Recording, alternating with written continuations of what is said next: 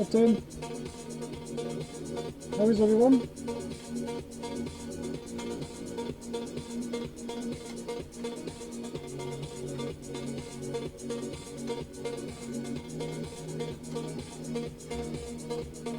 So they're nearly done.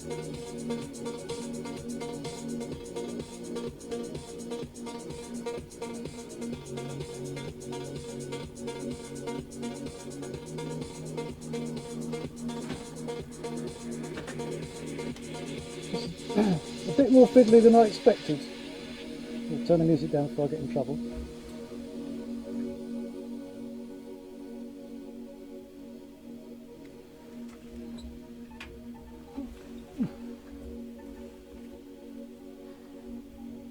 Hello, Aaron.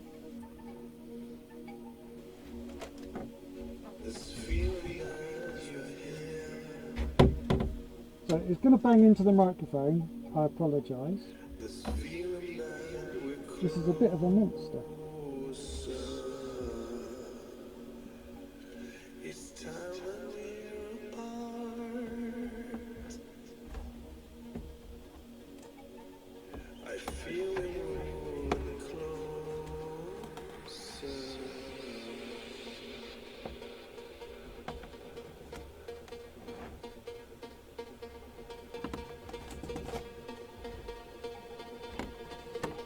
I had the gripe about this shell as well. Got my mask off, crumble. The overspray isn't clear, so I can't see what my finish looks like because it's got stupid writing all over it, and then it's not clear. So that's as good as I can tell because it's not clear.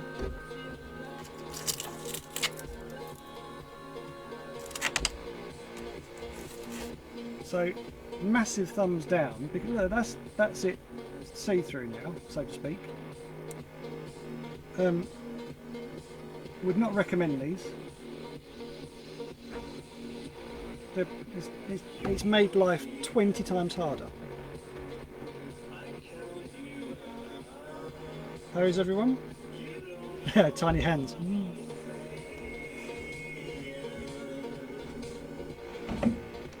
It's just trying to work on this bloody thing. It's just so... When I'm used to holding big things, that I'm struggling with this.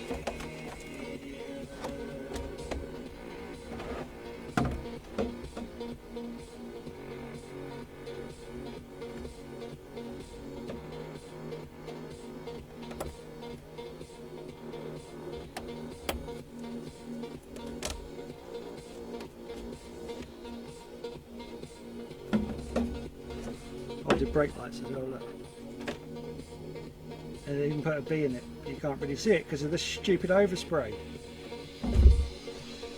Hello, Scott. Oh,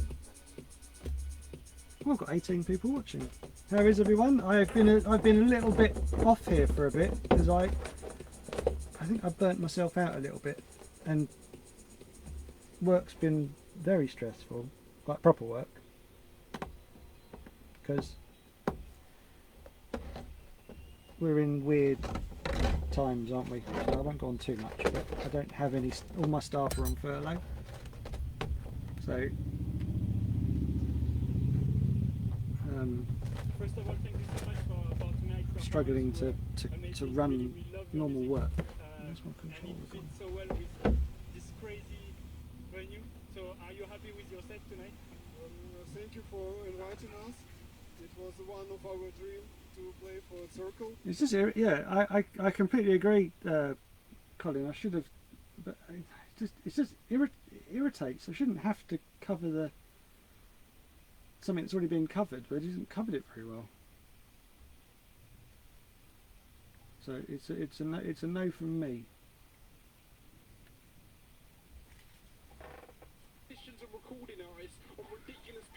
I'm going to probably get in trouble with music tonight, but I don't really care. I'll turn it down a little bit. I can't sit in silence, sorry. I need a bigger brush. I need a bigger table. I need bigger hands as well, apparently. So I have to like brace myself every time I lift the thing.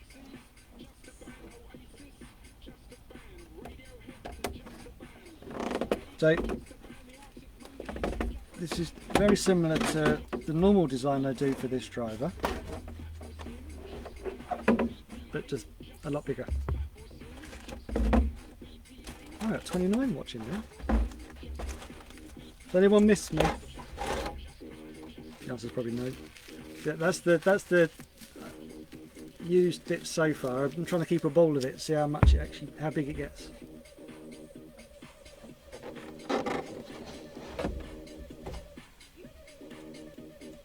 So there you are. I have already started a little bit on the bonnet at the front. I actually peeled it off so I actually could see what the effect looked like. Because what I've done is I've done 2 hexes either side and then done a splash, a brush stroke up the centre. Try and make it look like it's hit a bug or something. That's the idea anyway. And then obviously I've done my brake lights. Oh, you can see that one. So I put the B of my basil in there because this is having the this driver's got a very particular style. Can't move that anymore. There we go. So if I've done that right, it will line up if I get the holes right. It's very difficult upside down and back to front looking at it on the camera, but the hex, the X-ray X should match, and then if it gets broken off we don't have a spare, which is also identical. Got a little bit of overspray on that little bit there, but it seems to highlight it much more on the camera. So it's the same as normal, it's just a lot bigger. Scott, does that mean you've gone back to talking normal, so to speak? Right.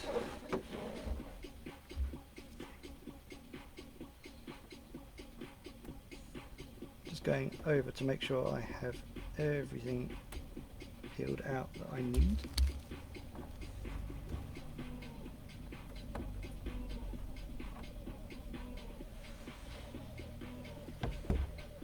What I did earlier is I had the shell.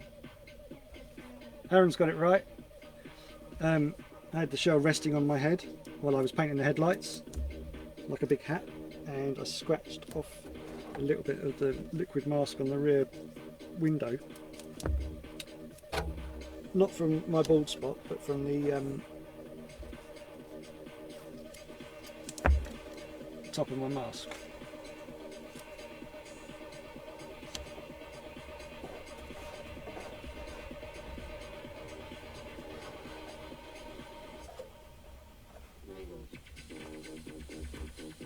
So we're doing chrome pinstripes, which I'll do last, which go all the way round the whole of the shell, and then we've got white lower skirt, we've got orange, and then the white comes around into there, and then we've got orange down into there, out to there, and then this is going to be hex panel, this section here, and then this bit at the back is black.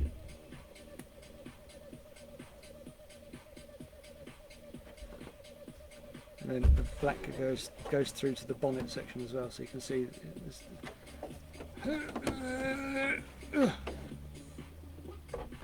I even did indicators, look. Sorry, turnings, whatever they're called in America.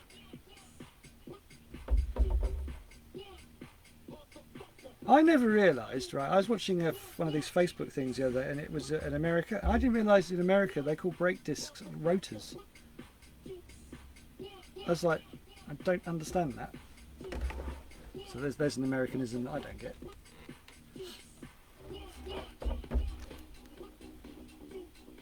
Right, so I've got black pin round the inside of the window, which you can't see because of the stupid overspray. I haven't decided what colour I'm going to do the outer edge of the window frame on the doors. I don't have a very thin. I have a very thin frame around the windows, and the front and rear windows. So it's going to look. I don't know what I'm going to do. Probably chrome. Chrome. That's going to be white. Big white bit across the top there. Unless I don't have to do orange or not. Not 100% there. And then you've got orange here, and then white, and then this bit here is going to be black.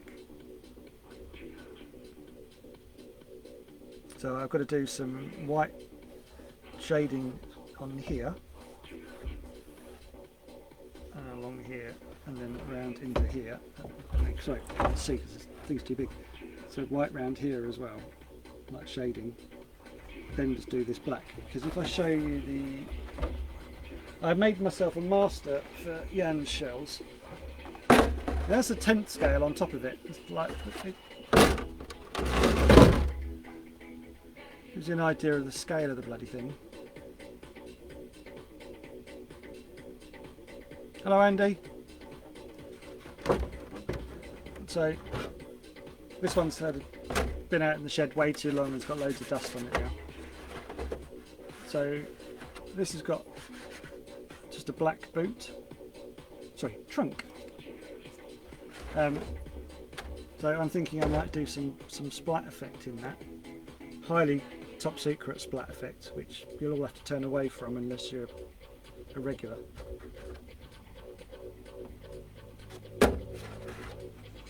And then so we've got the white along the bottom section, then the orange, then the hex, which I've changed on this design now. I changed it slightly, made it, elongated it slightly, so it comes over the rear wheel. And that white one comes up higher. So the design's evolved over the last year or two. It's over a year now I've been painting for Jan. Anyway, so I printed some bigger hex pattern so I can do some hexing patterns in it. So it looks more scale. It's getting the scale. There's a big bugbear of mine is getting the scale right. It's when you see people with like 10th scale shells and they have hex patterns on it, and it looks like they've done it with a 20p piece or a 50p piece, and it looks odd because it's too big. So I've been trying to get my scales right. This just doesn't fit on my table very well. Oh, there it does. I can't work on it. Hi Dan. I haven't checked body shells. This has reminded me. I will look honest, I promise.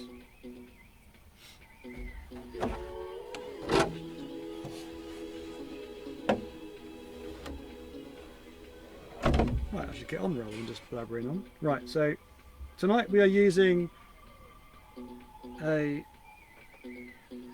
very, very nice, I've got the box here. This is my posh, this is my absolute favourite at the moment. It's my Harder and Steinbach Infinity CR Plus 0.4. Although the needle on this thing is so good, I reckon this is more like a 0.2.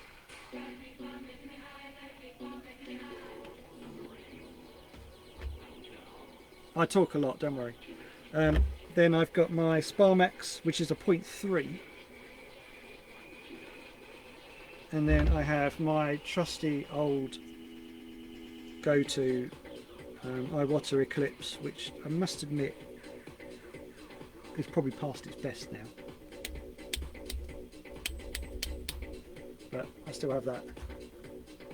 That's done like, you can, I don't know if you can see in that because the camera's not very good, but you can see the inside of that.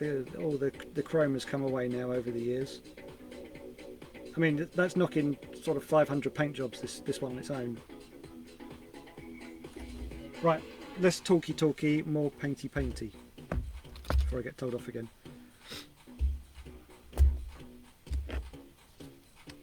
So the best way for me to stop talking is to stick my mask on. So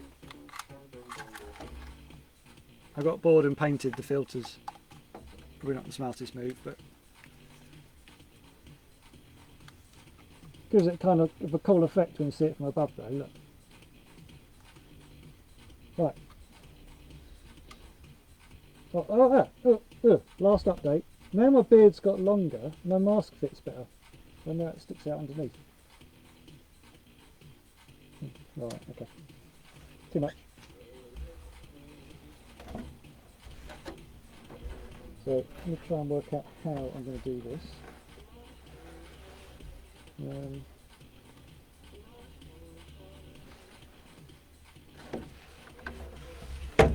But first of all, I need to get my white out. So this thing's so bloody big. Right.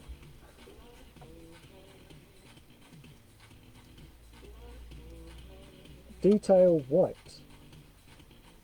You know, I keep banging on about the fact that the detail black is amazing from Wicked. I am not sponsored. I can recommend, doesn't matter. I like it. If I like it, I'll say it. And detail white in also the same brand, so that's Wicked as well. And their detail white does exactly the same thing as their black. If you shake it. And you'll hear when it's ready to go because it'll.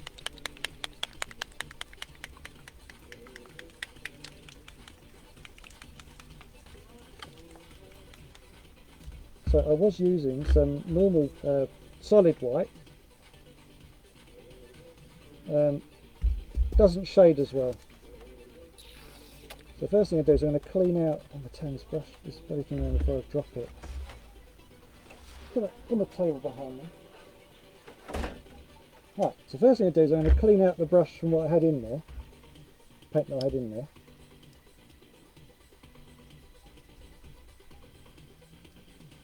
So I just quickly made up some more of my basil brush flush.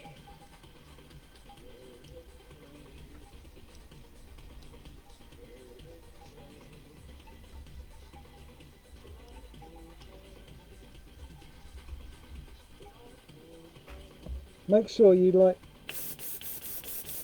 really do give it a good clean out.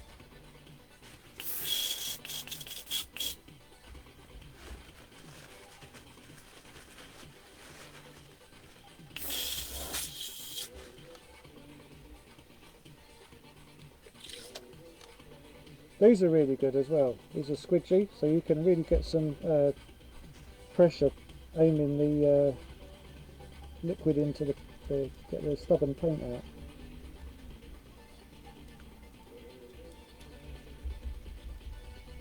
So an old paintbrush.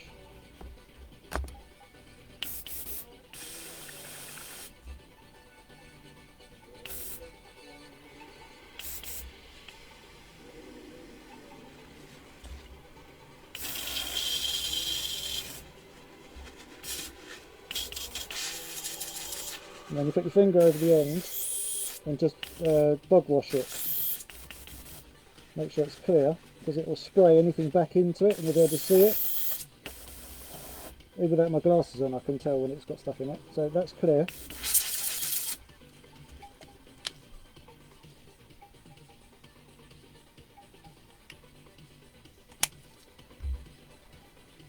Tip safety guard off. Always obviously put them back on afterwards. I'll put that one back on, as well as I say that.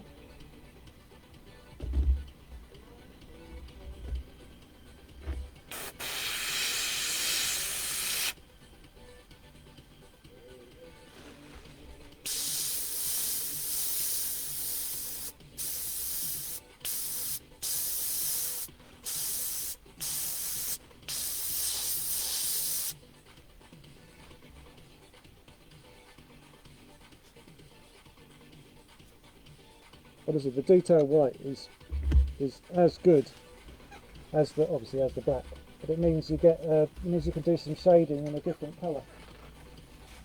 Because obviously where the back of the shell is black, you can't. There's no point shading it. Now it's just a case of just trying to. I try and ground my elbow. I'm not used to this sort of scale, so it's then just a case of.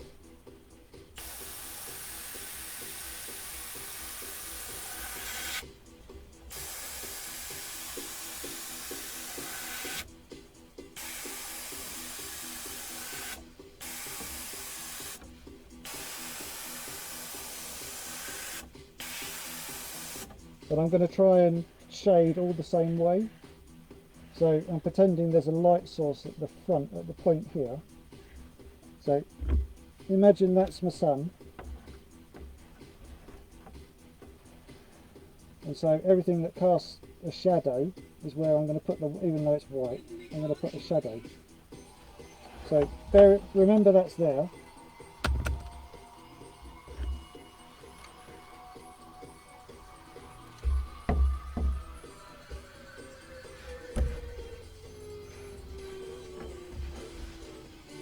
Trying to figure out how to get into it.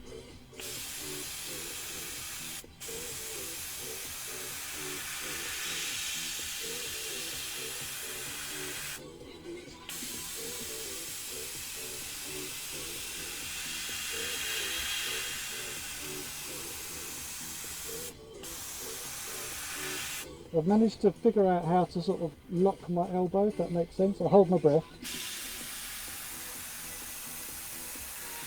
And so then I can pivot smoothly.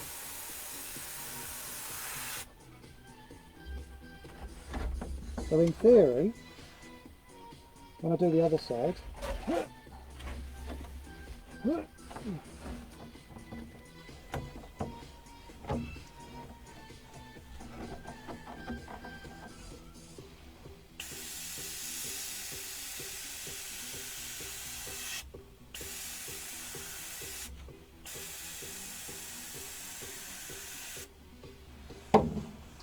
I suffer from, well, I don't suffer, but it's a dry tip. So the paint, what you find is the paint dries on the tip of the gun before it gets out, so it then makes it clog up, gives you a rubbish finish. So every so often you'll see me sort of pick the tip, so to speak.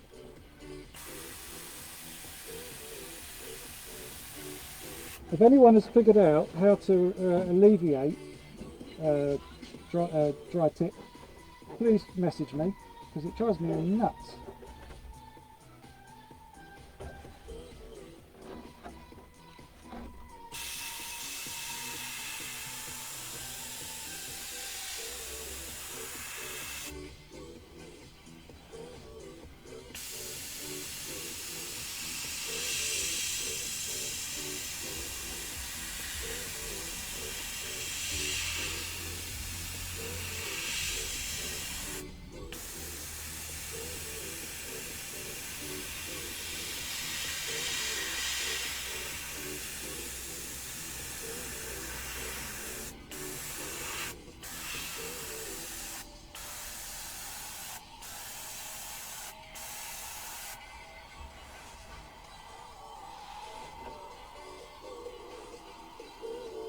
If it does, Tim, if it does, I'll be really annoyed.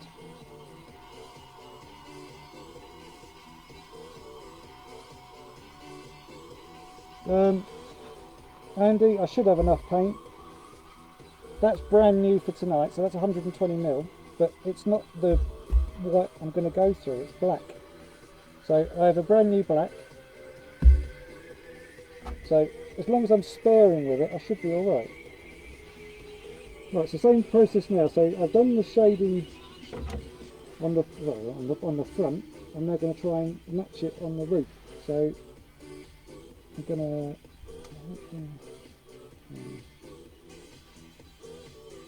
you just got to be consistent with it so it looks like it's doing the same.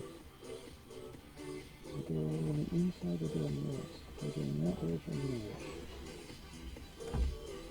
Have a bit of a think here.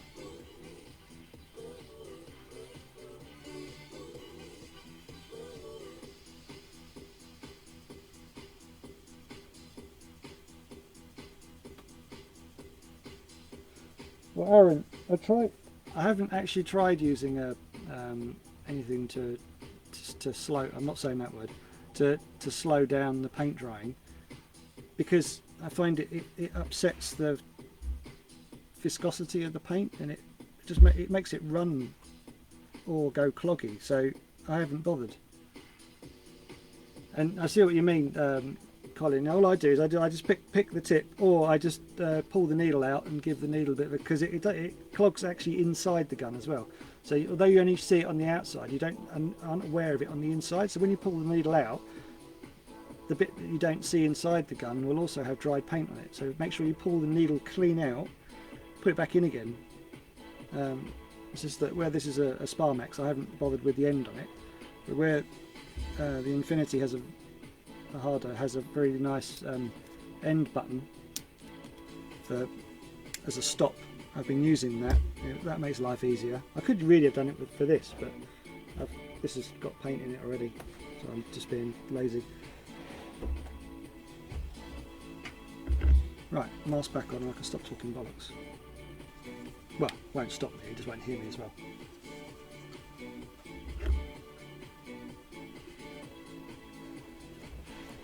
So this is kind of like one-handed, because I'm sort of trying to hold the shell at the same time, because it's so bloody large. Right, so I'm going to go...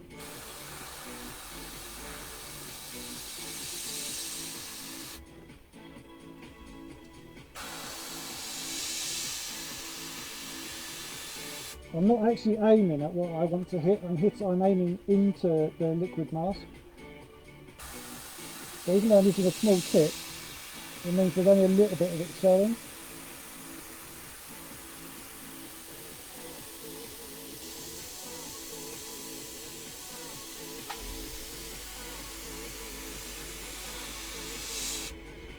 Because obviously less is more. Yeah.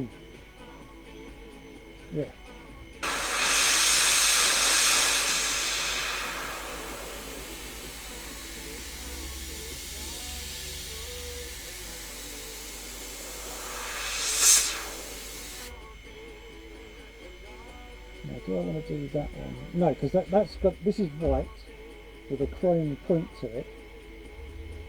But I don't want to make it look rubbish, so I'm not actually going to do that one.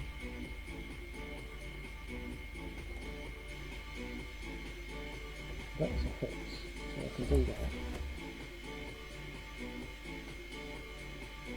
I'm just trying to figure out if I do the outer edge or the inner edge, because that's going to curve all the way out to that point.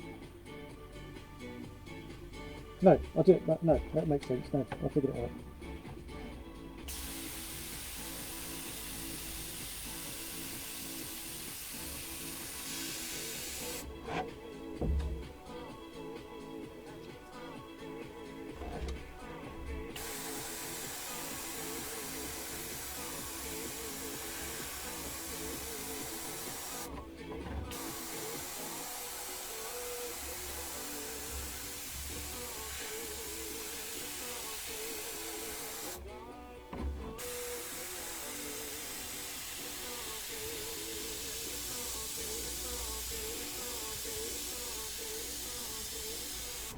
So as you get to the point where you want to get to the last point of it, you take the gun nearer the point, nearer the artwork, and also you let the trigger off. So as you sort of, it's a really weird action because it's complete opposite to how you would normally pull back to go far. As you go, you push the needle in or back in, so that it gets smaller, and as you get closer, the fin gets smaller. So you get like a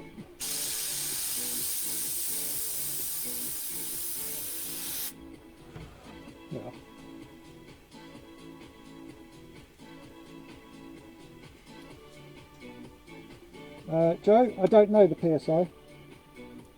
It's different for all my guns, and my regulator's broken, so I don't know. I have to change it for every gun because my needle is different on each gun. That means they're not the same, so it doesn't matter.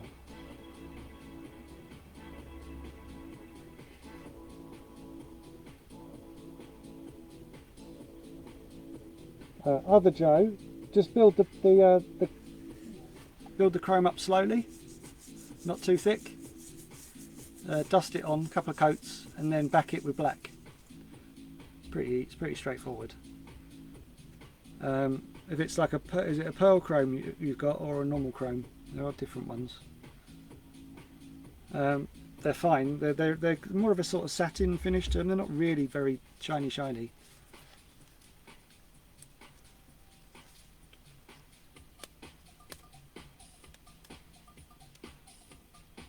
I use all sorts of paint. I use Hobbynox, I use Createx, I use Auto Air, I've still even got some old flash colour, and then I've got some. This is the best chrome you can buy, which is Rich Paint Mirror Chrome. So it's RDT products.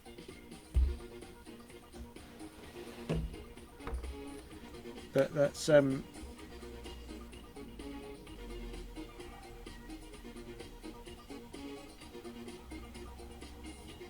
was it? Can't remember.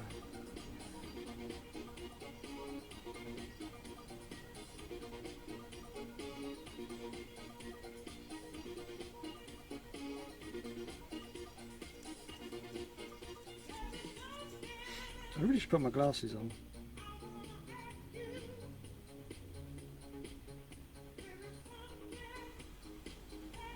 Yeah, see, this is solvent based, so this will blow your socks off.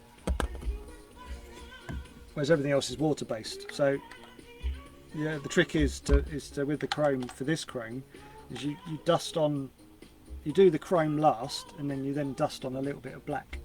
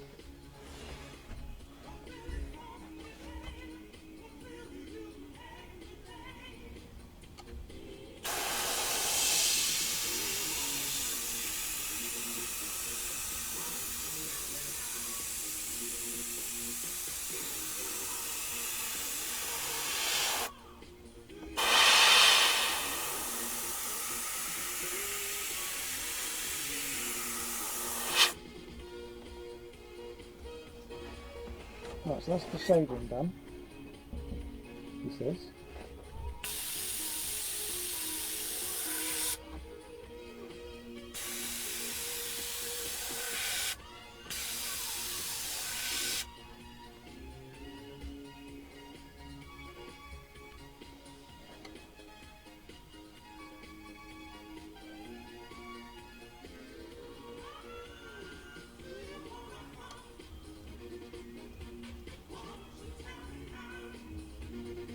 I'm just thinking as I'm going, I'm not trying to figure out my process.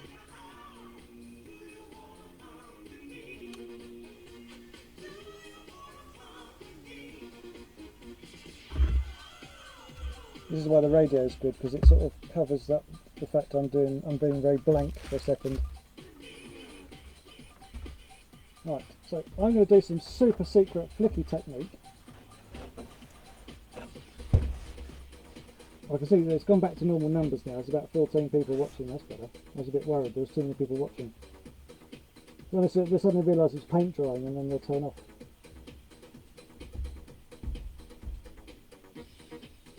Right, so I've done that bit there.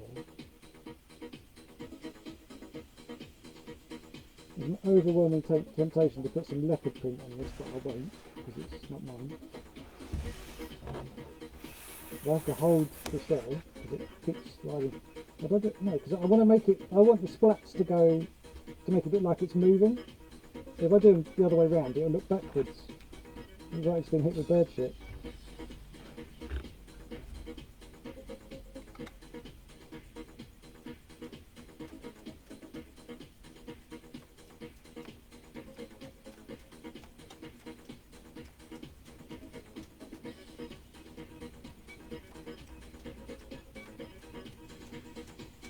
This is what's ruined my monitor behind the back of the paint booth.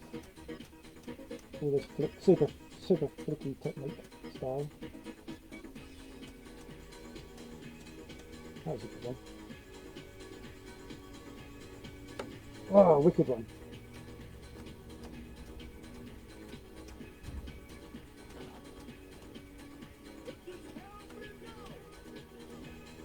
Works best with this detail stuff because it seems to flick better. I don't understand why.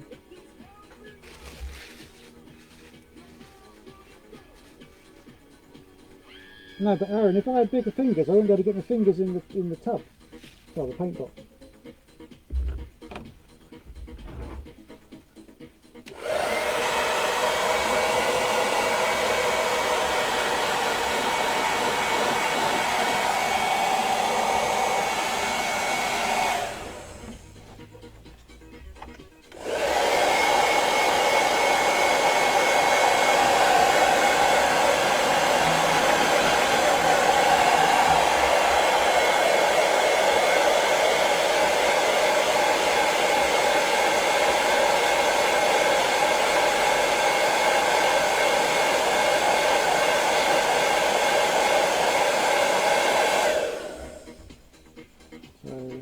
So a bit of advice please, got an LMP body and tomorrow it's going to be my first airbrush body. If I wanted to do pinstripes, I'll lay down tape and liquid mask. You could liquid mask, then tape on the outside, because you've got to cut and then follow the lines on the inside of the shelf, if that makes sense. You're going to find that if you put tape on it first, then liquid mask, it's going to tear or rip or do something, so it's much easier to tape on the outside, mask on the inside and cut from the inside. You'll get a sharper line. Just take your brand new blade each shelf.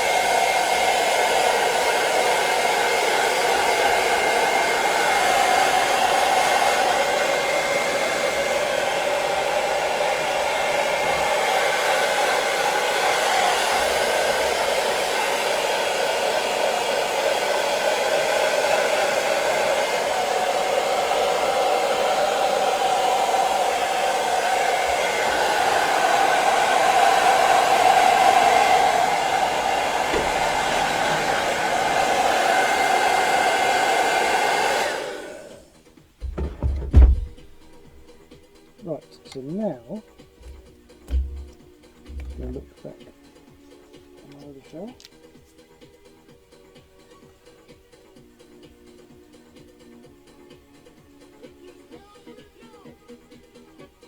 Now an air gun would be useful, which I've got, but I won't use it because it puts too much paint on the shelf, so I'm just going to take my time and just build it up slowly.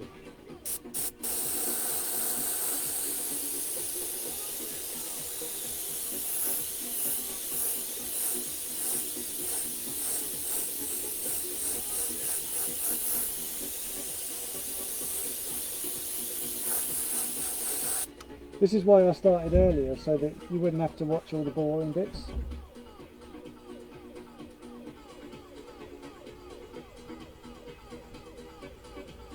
Right, Aaron, don't give everyone away all my little hints and tips. Yeah, that's the paint group everyone's a member of. Look, if you've got an idea about painting, you're on that group. There's a lot of Americanisms, but yeah, some good information on there.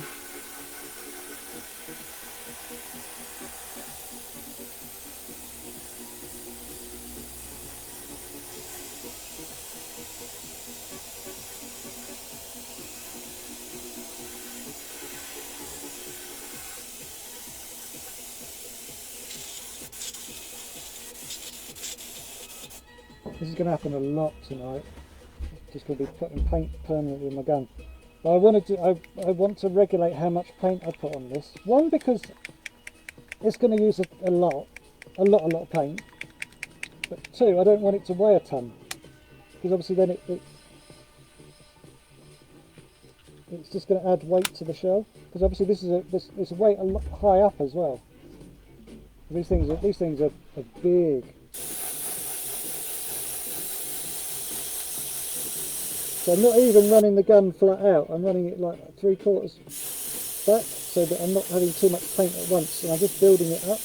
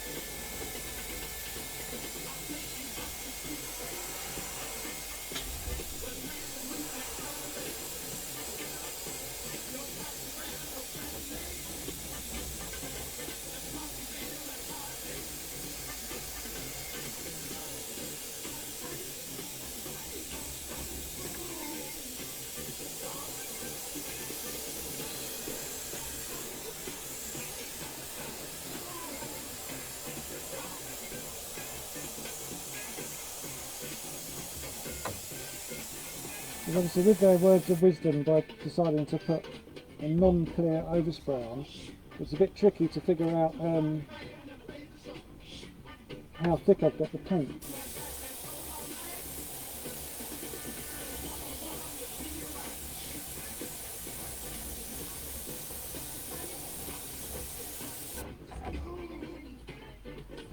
I'm using Wicked on the detail on the black section because I just like the way it sprays. It just sprays nicer.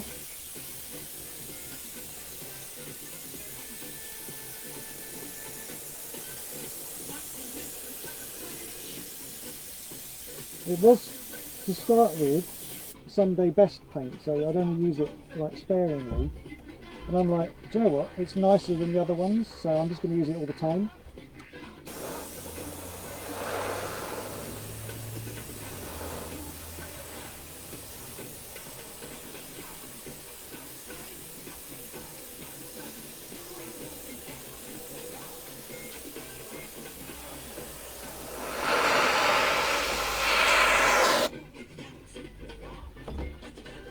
For my own sanity, I'm having this into sections in my head, so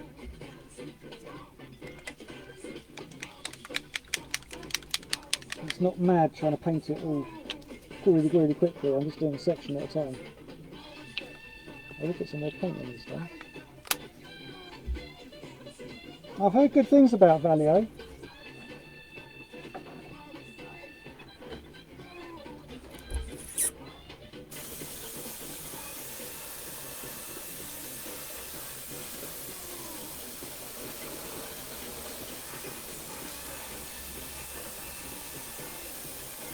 There was going to be tint sun, but it got lost in the post, so to speak.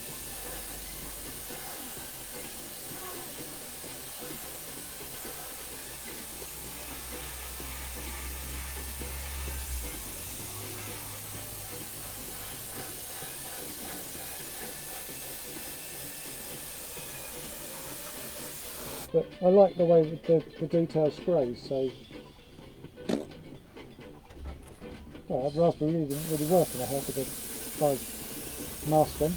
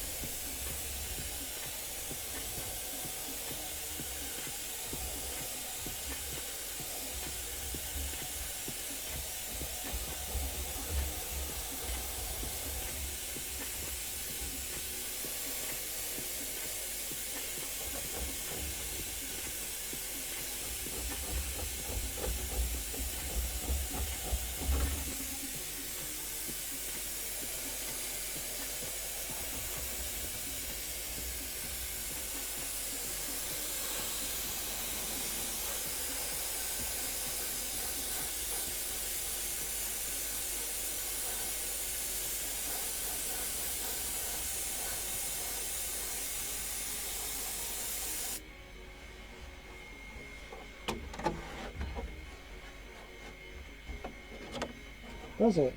Sorry, Aaron, does it? That's good to know.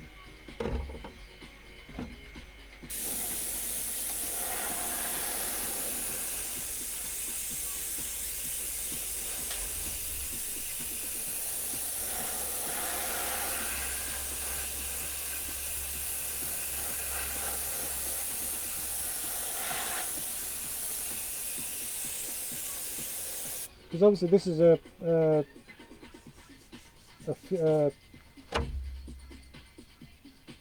fuel shell, so I've got some. What was it over here? I've got some of this to play with. So clear coat. So it's supposed to be Hobbynox's version of fuel proofing. Hello, Gemma. What do you mean you love the name? I don't know what you mean. Got my paint name.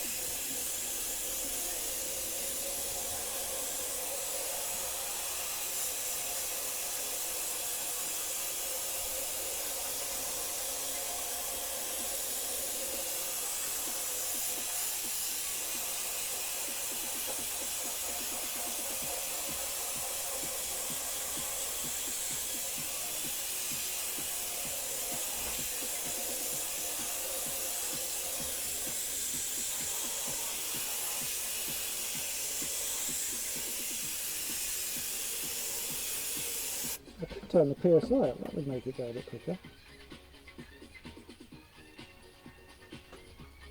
Greetings from South Africa.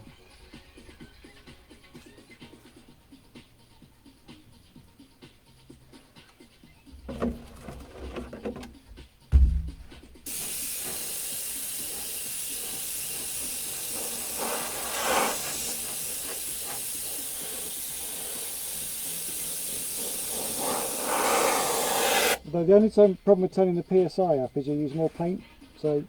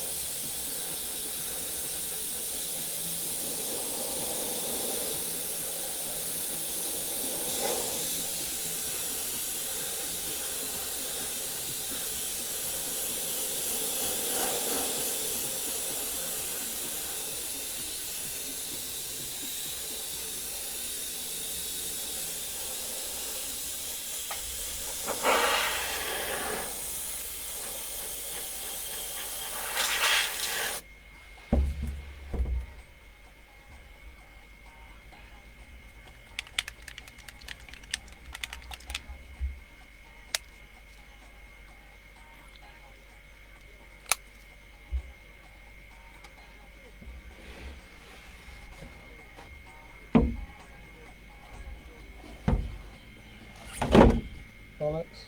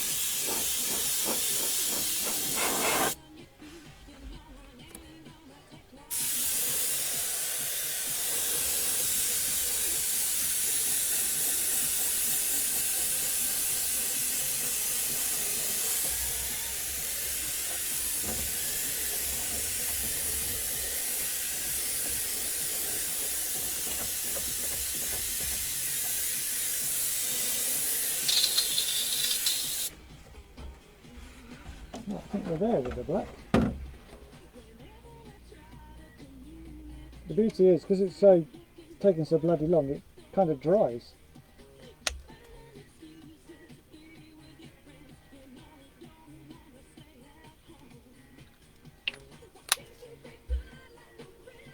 I just want to double check that I've got enough on this.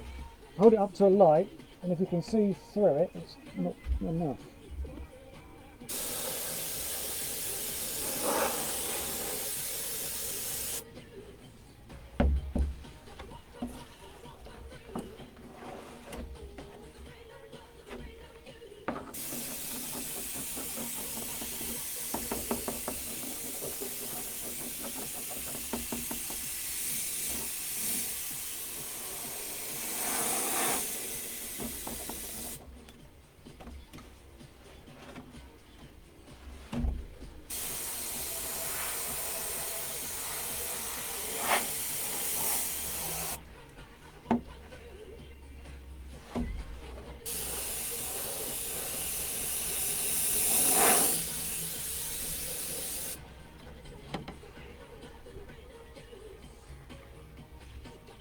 That's about right now, I think.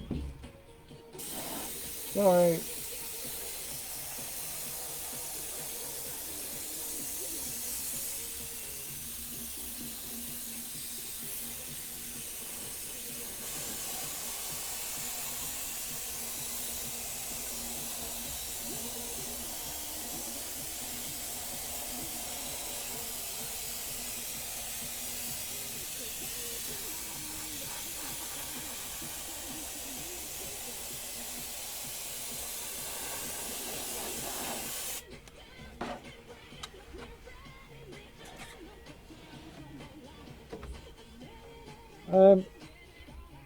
I can't remember the name of the website, Tim. I'm not going to recommend it though, because I was really annoyed that this overspray is so bad.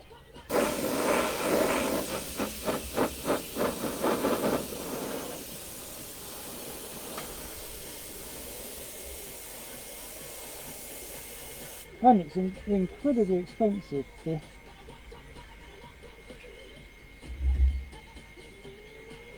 Obviously it's twice the size of a touring car, of a 10 scale.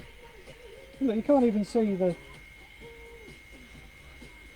Very annoying.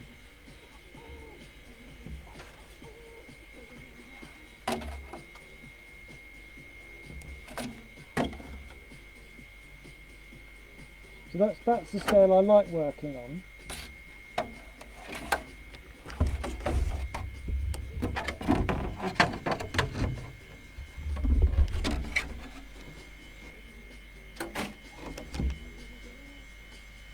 Right, next bit.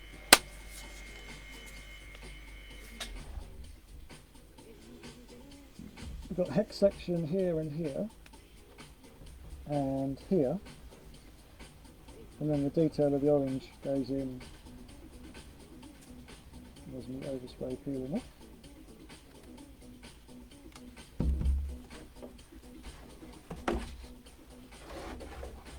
Because what I did is I cut it away so I could see what it looked like.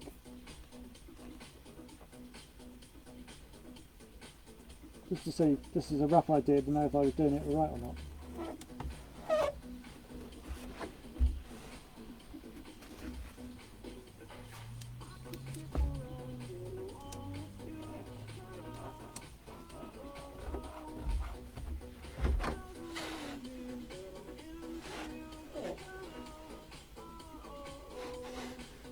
So I've done the lights.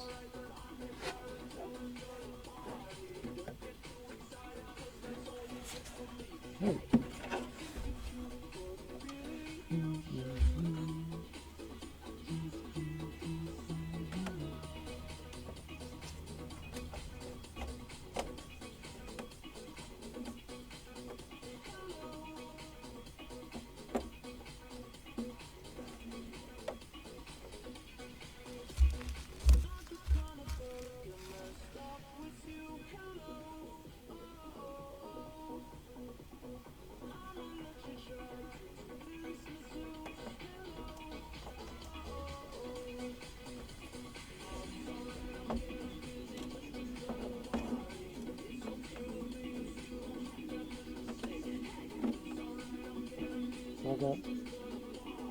So the beauty is the pinstripe is so bloody big I can actually see.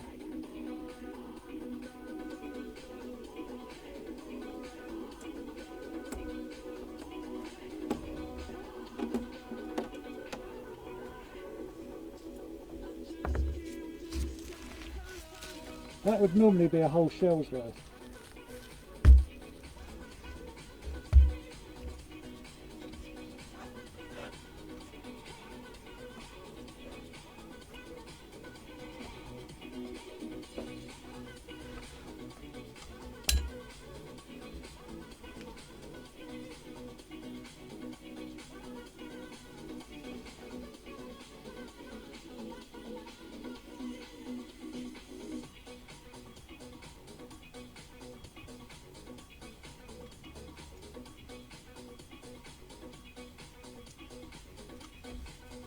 So the main reason I'm streaming tonight is I have tomorrow off work.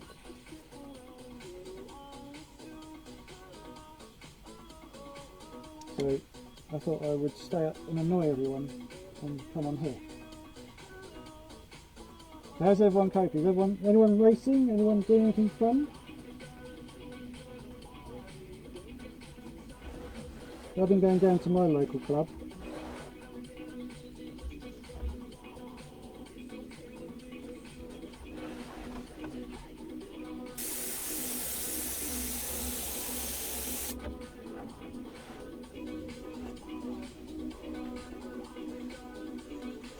So now turn the clear side down again.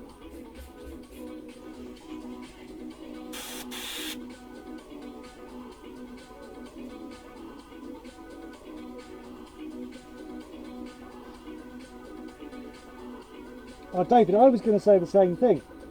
A 5th scale bike for Tim will look like a 10th scale bike to everyone else.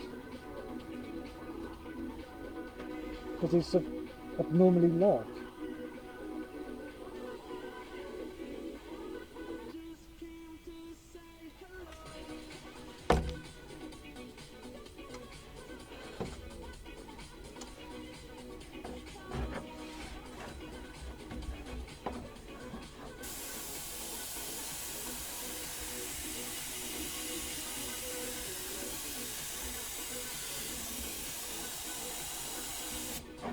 I think Tim would actually make a 5th scale look like a 10th scale. No, Oliver, I'm in the southeast. I'm in Kent.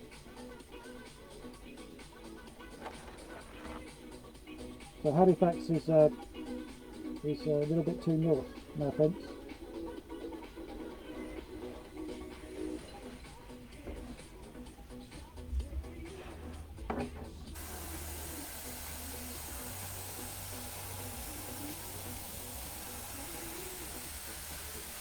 The club I go to is Eastbourne. Well, that's still 60 miles away from me.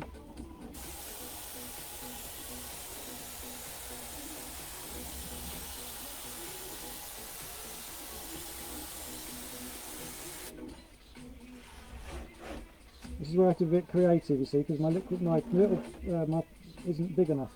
So I'm having to sort of line up.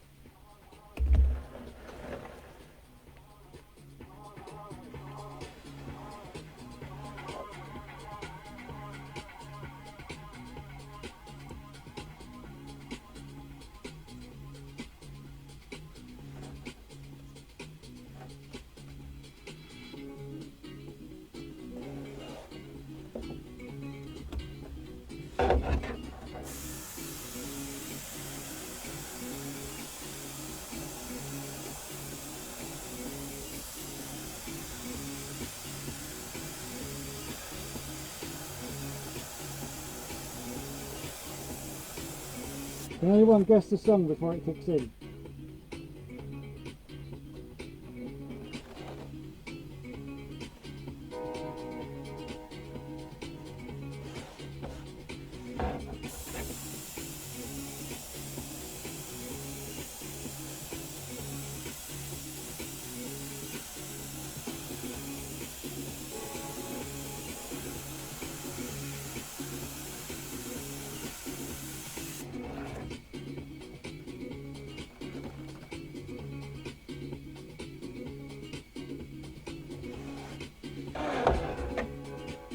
Well done, Tom.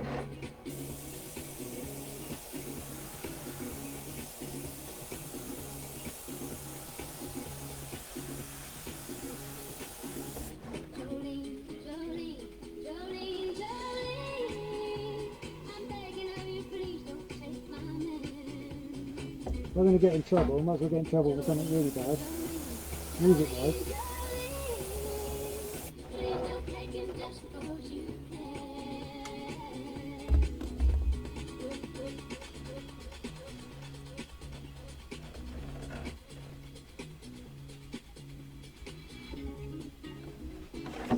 Right, so this is it. I've built up the hex pattern. You can't see from the roof because it's a waste of time. No, I can't show you this light either. Damn it! So I've built up sections and I've left a little bit clear. So when I do the white, it should leave a little white section. A bit like my hairline. So I've got white bits here.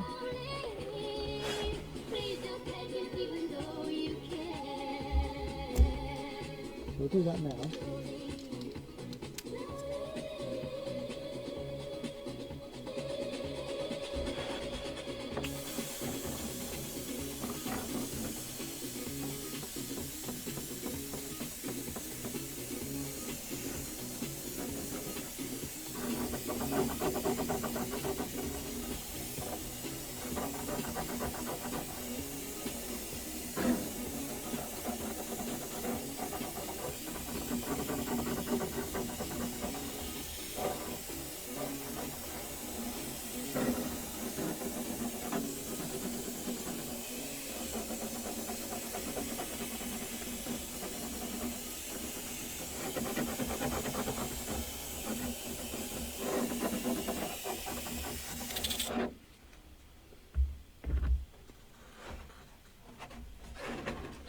No, it's no worse than yours, Tim.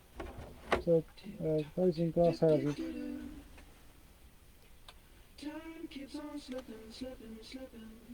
So you can see that there's this hex pattern. Time keeps on slipping, slipping, slipping into the future. I want to fly like an eagle to the sea. Fly like an eagle, let my spirit carry me. I want to fly like an eagle till I'm free. I walk through the revolution, feed the babies. What a stupid idea is to have a liquid, to have an overspray that's not clear, and then to have writing all over it. and charge you a fortune for it.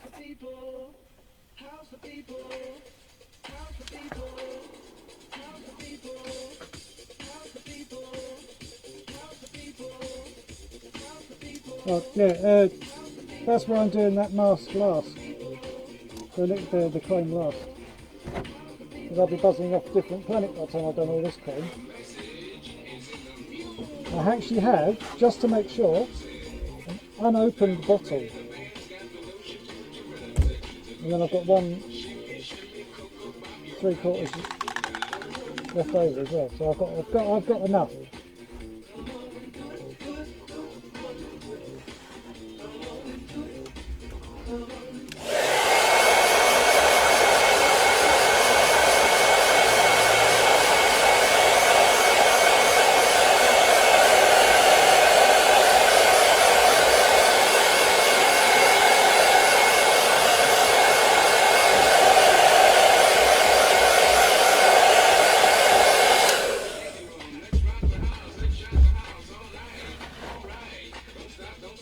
So orange, then white, then there's white into the front, and then this bit here I'm going to do now, this is the hex. It comes through to this section, sorry, back here, sorry.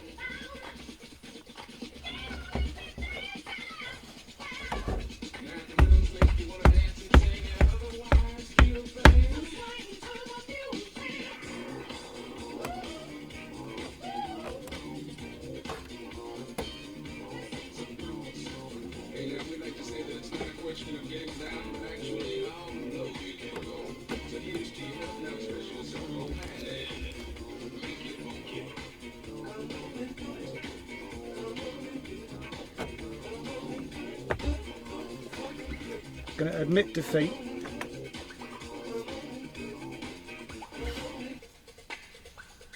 While I'm seeing where my pinstripe is.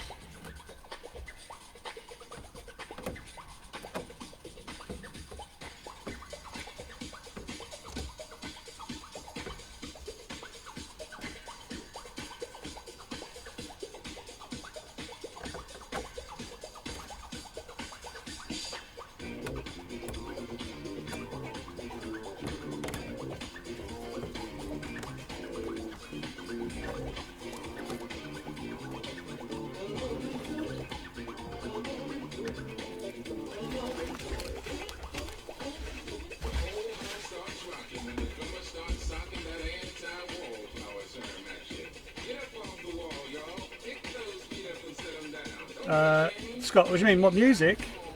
I don't think I can really say, in case it gets me in trouble, but if you look for Fatboy Slim, you'll find it. His isolation tapes.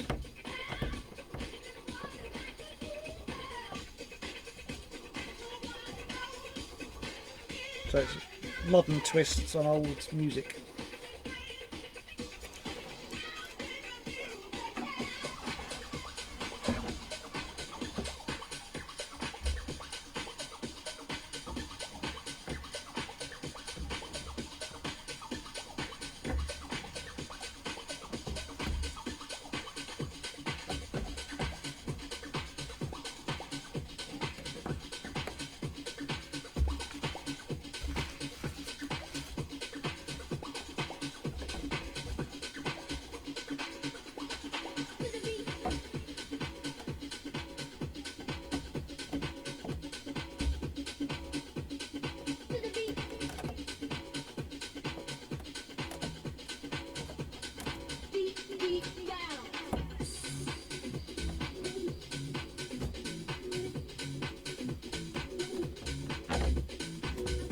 So I built the liquid mask up for this over the course of a couple of hours. I'm quite pleased with the consistency, and I thought I'd done it way too thin, so I'm quite chuffed with how sturdy that is.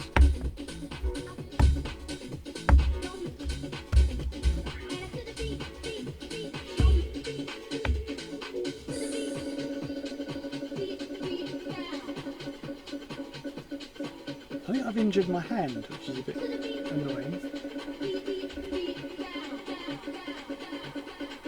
Right. keep wanting to cry when I move it a certain way.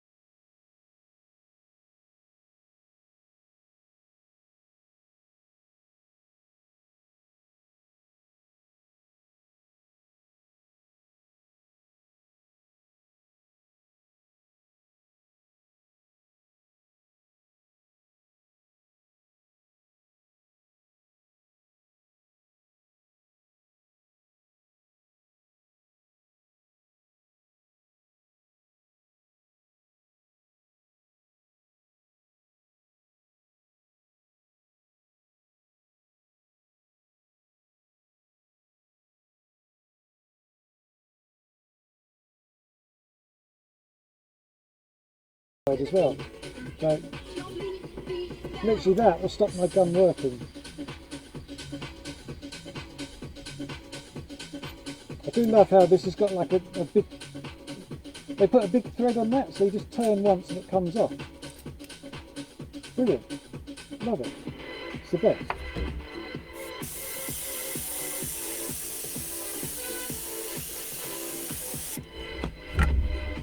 Not sponsored, can say what I want.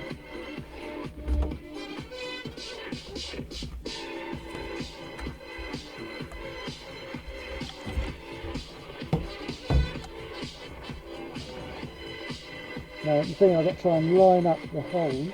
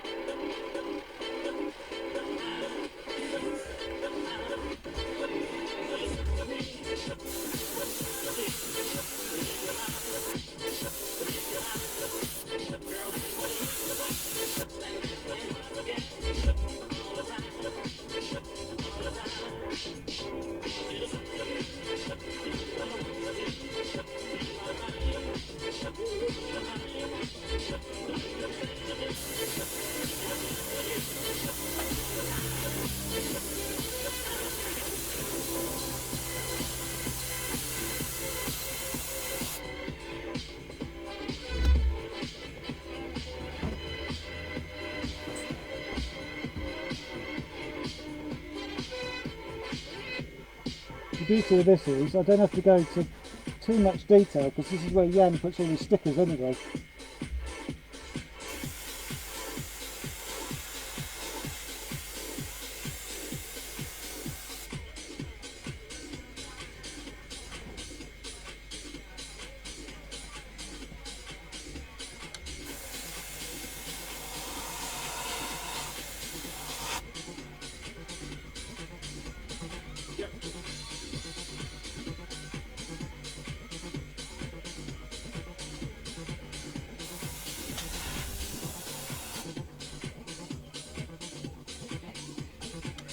Right, so that's one side done.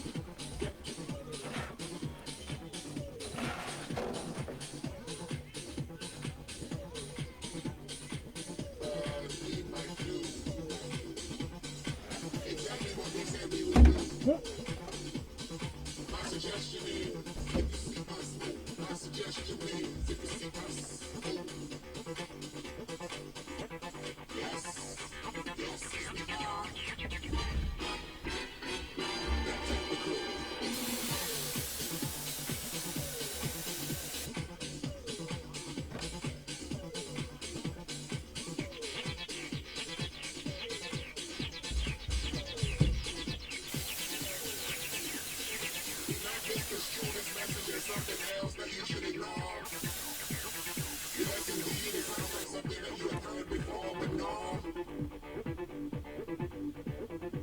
I have no idea what I'm saying.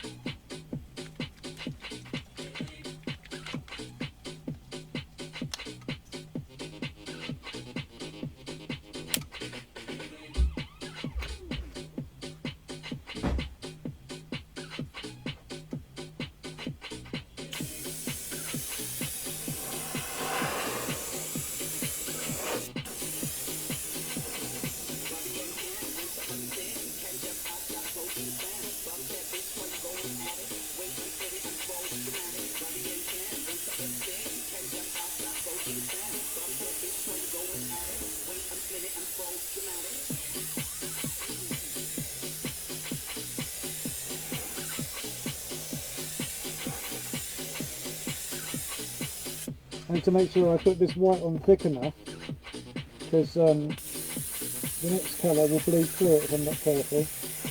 Don't normally do white first, but I can't help it, I've got to.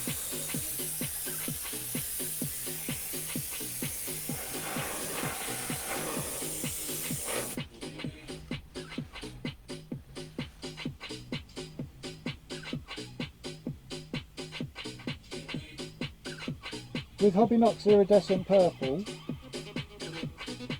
put some chrome behind it, then black.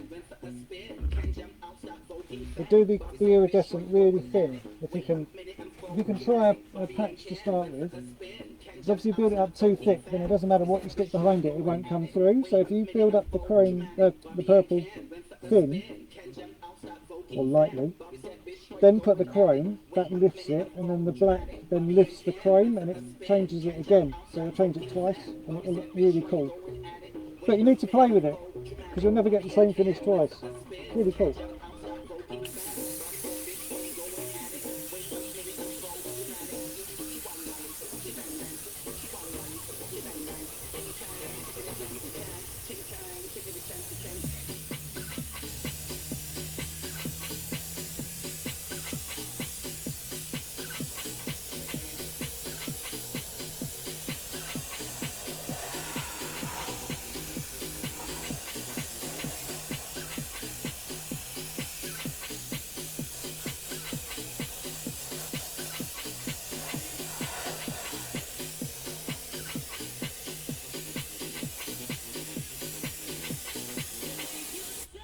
I can actually see my pinstripe cuts now, which is good, but a little bit late.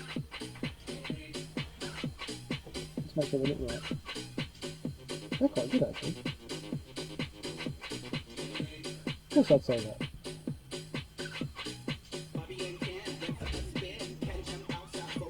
So you see it gives you like this, and then you've got little bits of white as well. So that won't look as strong in a bit once you put the orange on, which is next.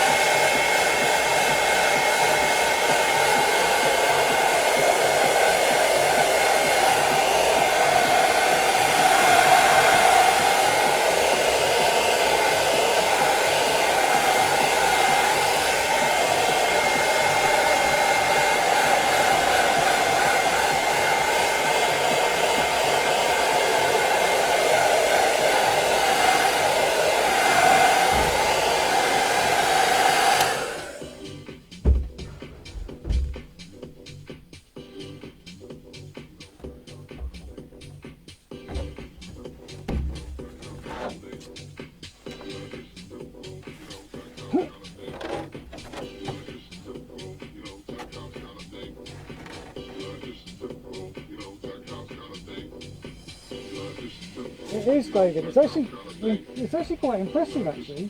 I mean, not that I have much use of the hairdryer, but it's bloody hot. I suppose it's the job of a hairdryer. Having not needed one or need one, other than to paint.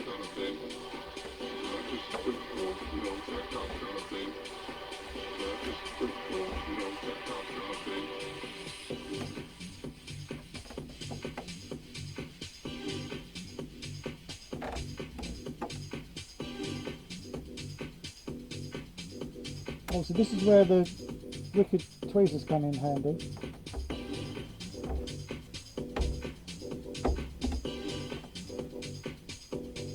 And the tweezer skills, you need to learn those. This is the tool you spend the most time with. Well, after knife, but you get what I mean.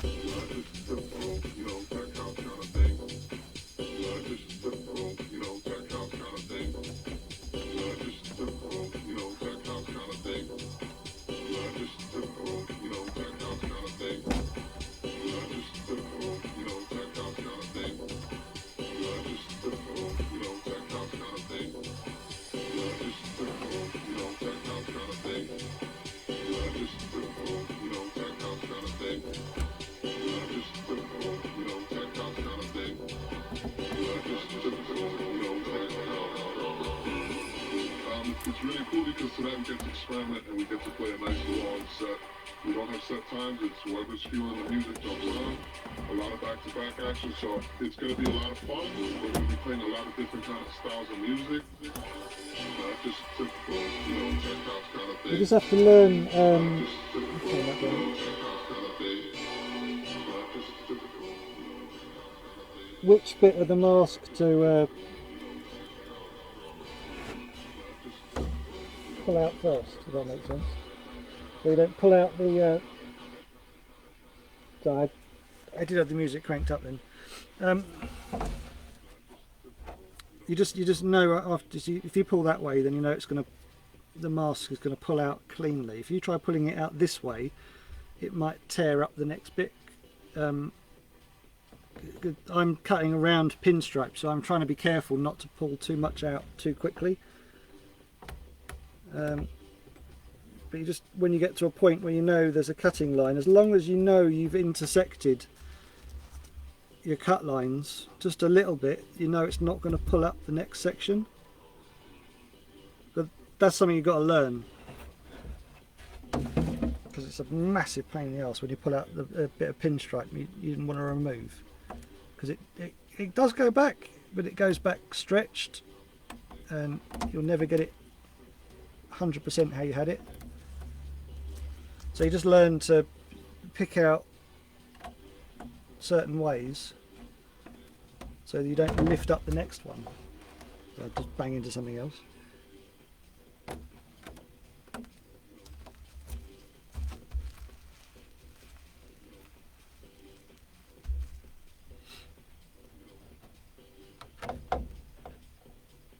Liquid mask wise, this probably took a lot. Actually not, it wasn't actually that bad once you get going.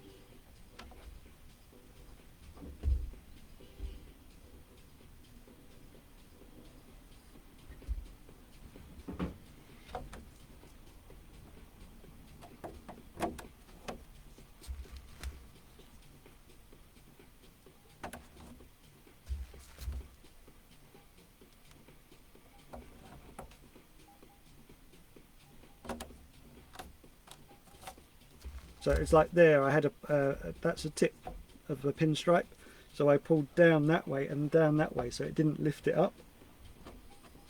It's just learning how your liquid mask reacts when you try and pull the section out. Because obviously you'll spend more time with pulling out liquid mask than you will do anything else, rather than cutting it or drawing it or painting it.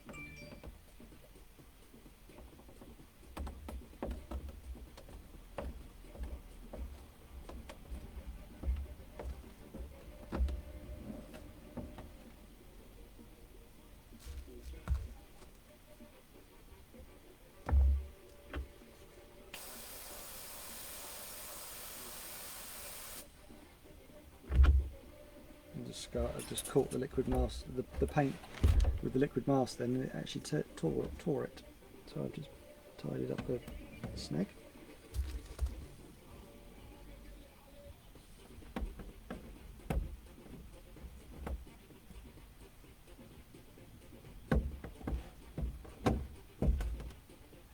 Okay, the last little bit as well was me telling everyone what to do, and then I just go and ripped a bit out.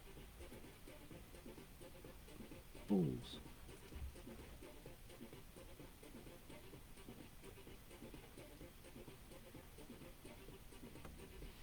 Liquid mask is actually quite, if you don't overly stretch it, it will go back down, and it's kind of still tacky.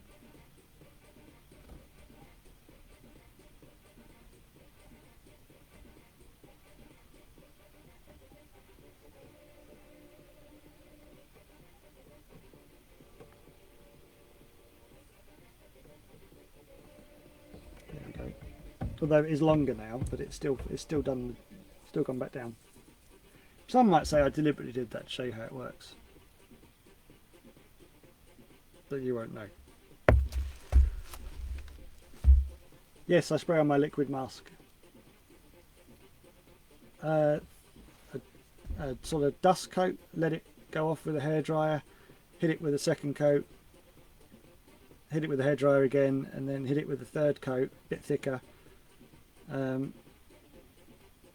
kind of learn after a while how thick to apply your liquid mask, because you know when you've got it too thin, because you'll spend about 3 hours pulling out a section that probably take you 10 minutes. So it's always advisable, spray on more than you need. And I'm saying that from a point of view of like, it just saves you time. If you think, oh, that's all right, I just won't put as much on, then good luck. Always put too much, because you're going to make yourself an extra hour or two in just peeling out set, because it will just go to like a wet tissue. It just will not pull up. It will just tear, and it will just go into 1,000 pieces, and it will drive you nuts. I promise you, nuts. So always over mask. Only by a tiny bit, but just over mask. Just promise you, it works. But yes, liquid mask is magical. Magic. Doesn't bounce though. Stay still, you thing. For fuck's sake. Thank you. Right, so now, if I've pulled the right sections out, yeah, because I can't tell, because I can't see through it. We're going to do some orange now. It's going to move again, because it can. Alright, now don't move. Right, so the gun, which is my eye water eclipse.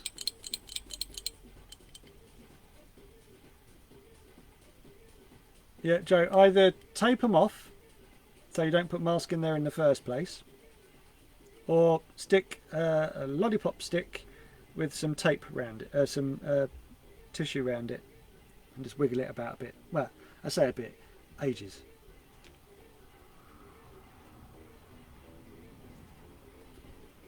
You're either over egg it and put absolutely tons in there, or tape them off.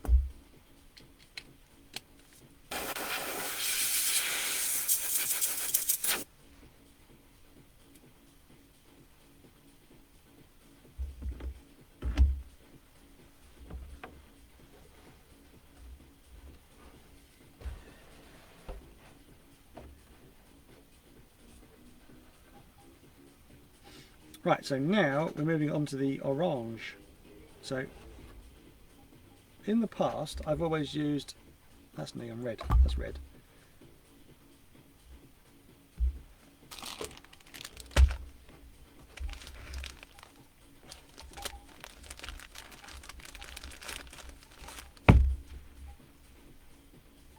Neon orange. Or I have neon flame. I mean, they both look red on the cameras. I don't even know why I'm showing them, but they are two totally different colours. But as I have more neon orange, I'm going to use that, just so I know I've got enough. And it's the colour I used, because I think I actually wrote on the shell, it's written upside down, neon orange NH25020, which is what that is. So I've actually been smart there and put the right colour code. I've written the colour code on there, just so I didn't get muddled up on what orange I'd used, because obviously orange is important. So any colours is important, but orange is especially important to a factory X-ray driver.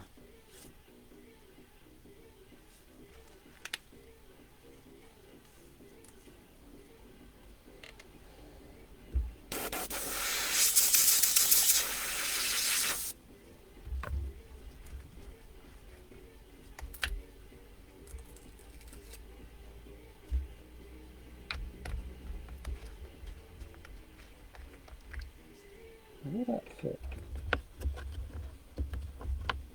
said that before. Oh no, wait. I was going to put a marble in there.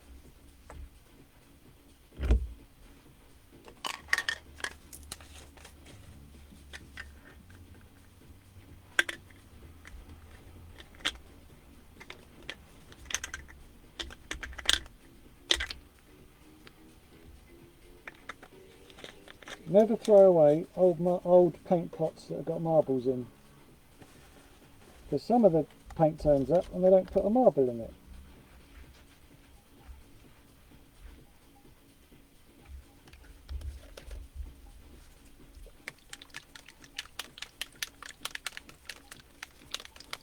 Makes life a lot easier when you kind of mix up.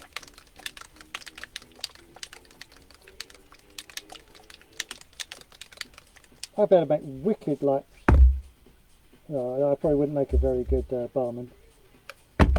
No. No. No. No. No, I'll stop that now. I was just mixing it, honestly. I wasn't trying to land it.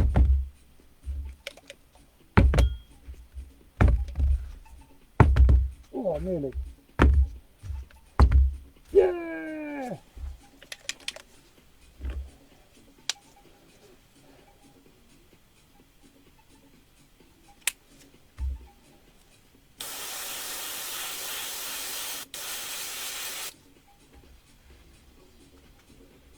Obviously it's a different gun, so you have to adjust the PSI by just whacking it up.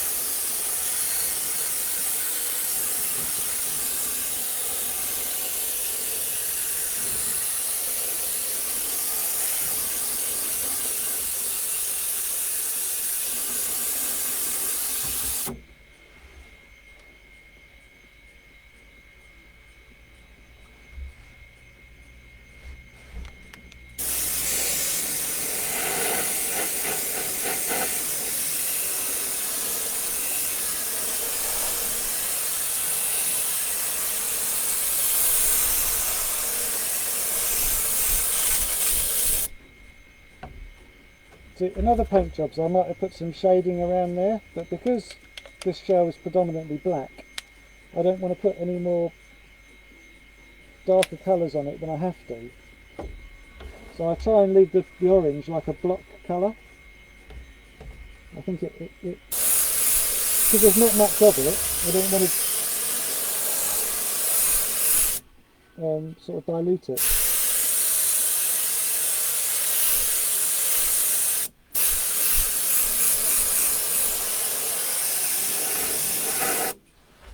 Obviously the dominant colour on this shell is the black. Yes, I'm in Kent. Are you, sir? I'm about 10 minutes, well, sorry, 15 minutes from the Dartford Bridge, 125.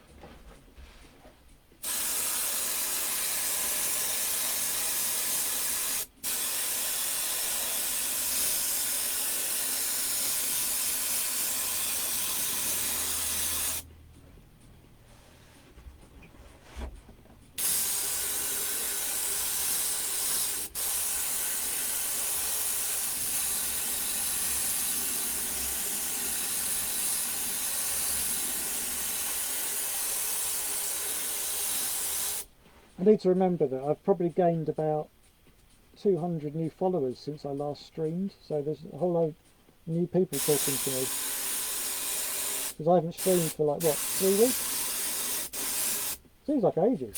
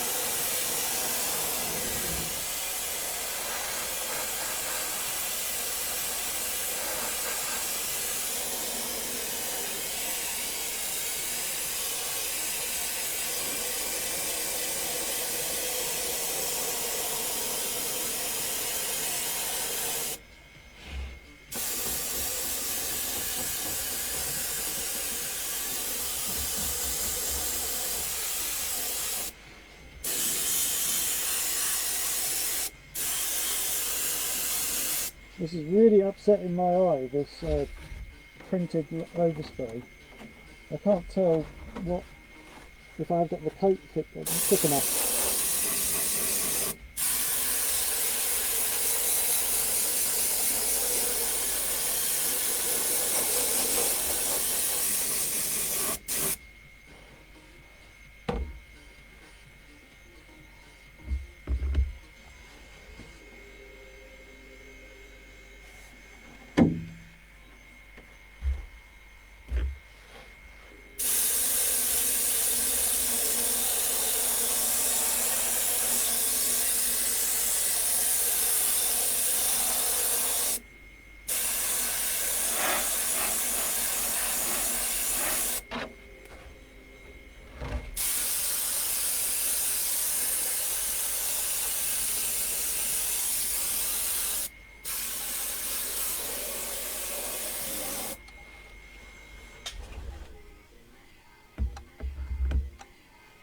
So I'm just trying to make sure I've got an even coat, because this stuff is is fairly thin, this orange.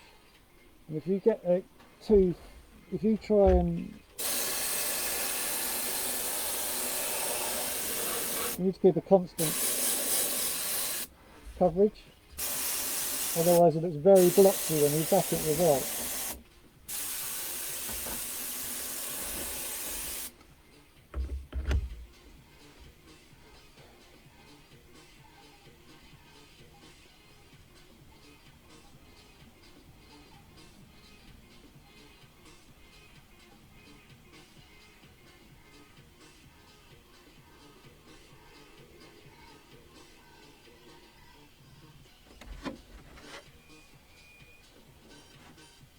Yeah, see, that's it. Yeah, the trick is, Aaron, is to look through a bright light, look at it through a light, and you can then see how thick you've got the, because it looks blotchy otherwise. I think I'm all right now.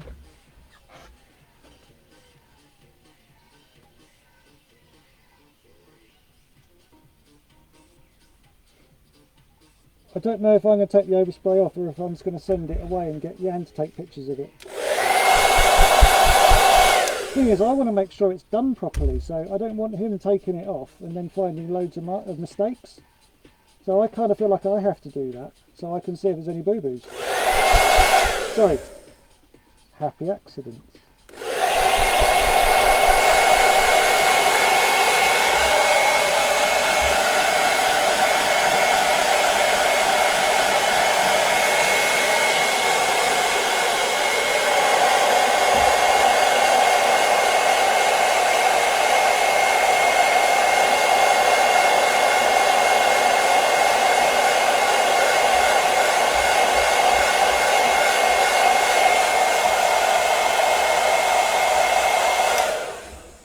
Jim, I don't think I've painted an MX-5. I can't remember, but I don't think I have.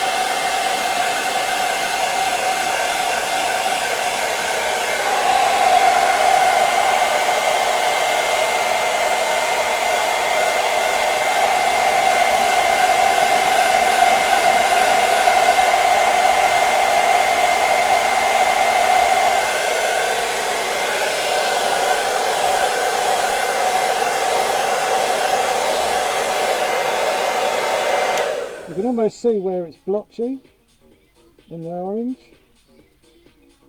It's where it's drying, the colour changes.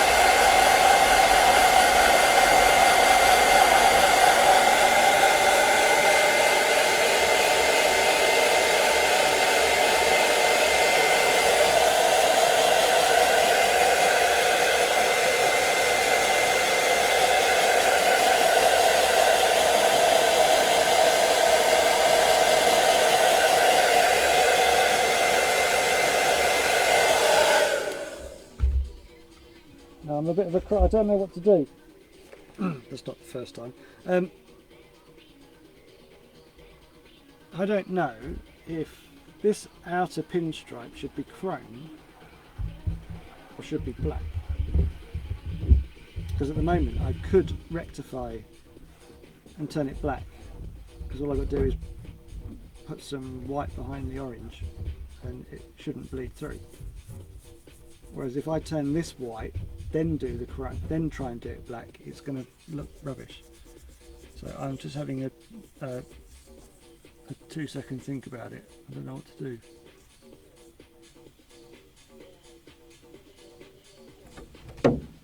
Because also another thing, permanent marker doesn't rub off on this, so I can't rub it off to see what it looks like, which is useful. Every other shell, the overspray will rub off. The permanent marker will rub off. So you can kind of see how the tips on your pinstripes are and stuff like that. Whereas there's no chance with this because it doesn't rub off. So you kind of got to draw it first go and get it right. And so I was very careful when I was drawing this. So all in all, I think I've been quite down about this overspray. At least I hope I have come across as so. Because it has irritated the out of me. It's a shame because you can't see what it looks like. You can kind of get a rough idea.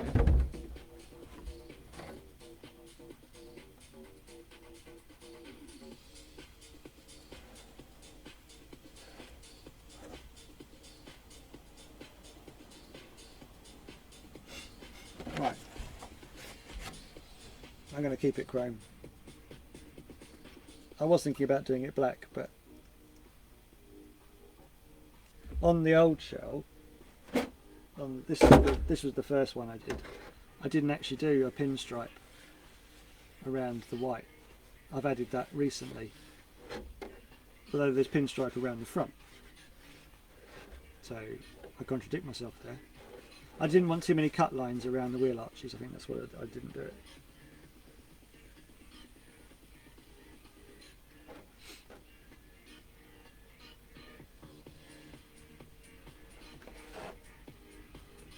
Right, onwards.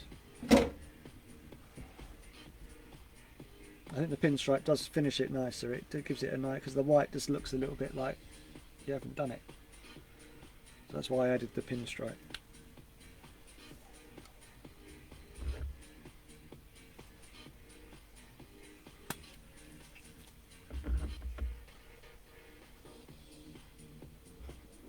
Too many bloody guns.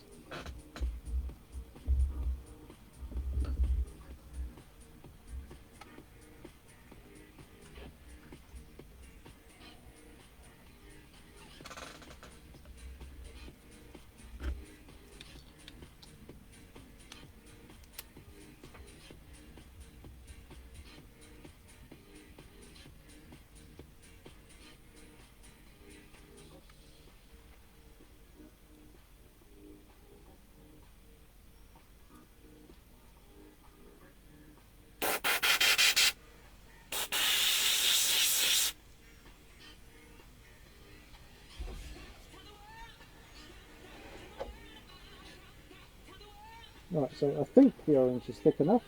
I can't really be 100% sure. Sod it.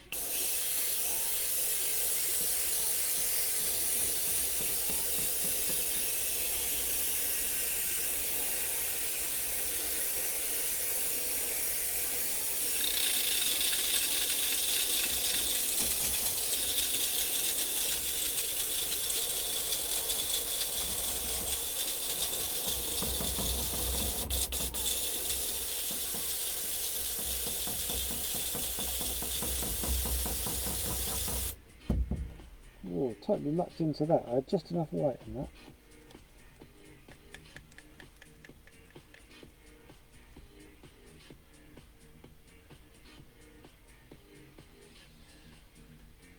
Well, we agree, David, so that's good.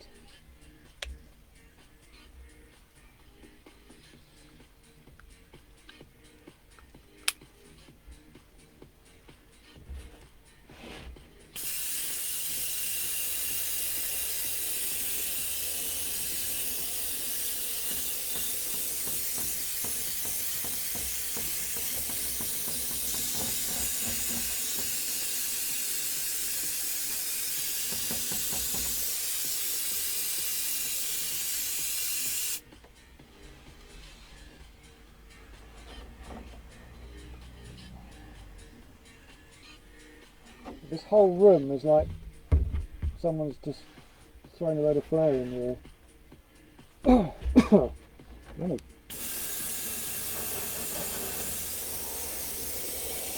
This white is wicked. I mean, it is wicked obviously because it says it's wicked, but it sprays lovely.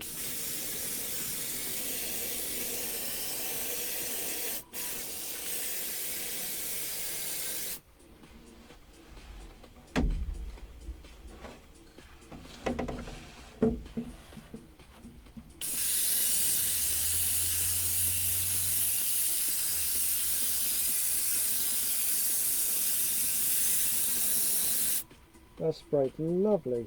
Look at that. I mean, you did, but look at that.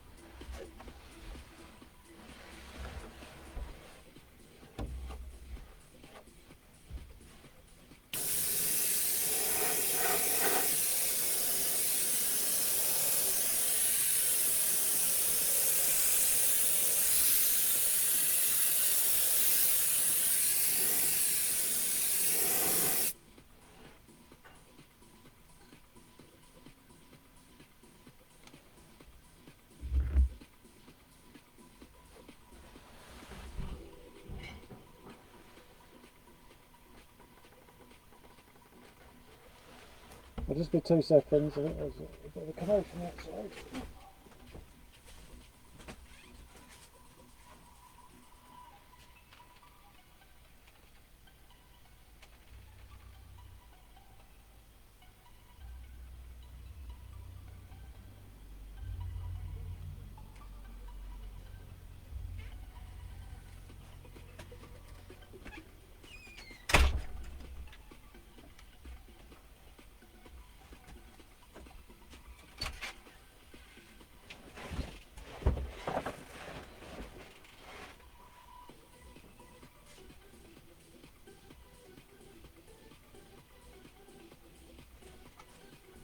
I'm just letting a bit of air in because the whole of the shed is like a dust cloud. Oh.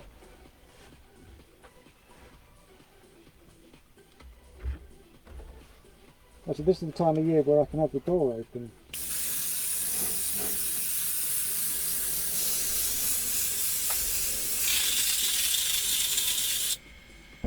This is atomising so well.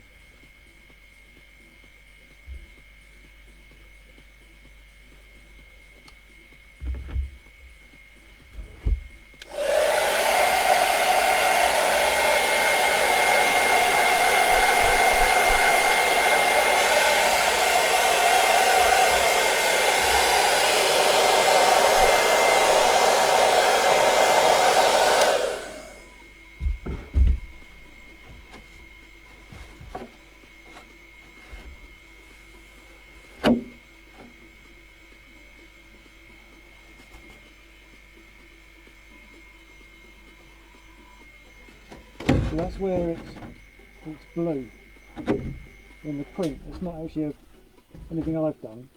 It's just stupid overspray. I'm liking that.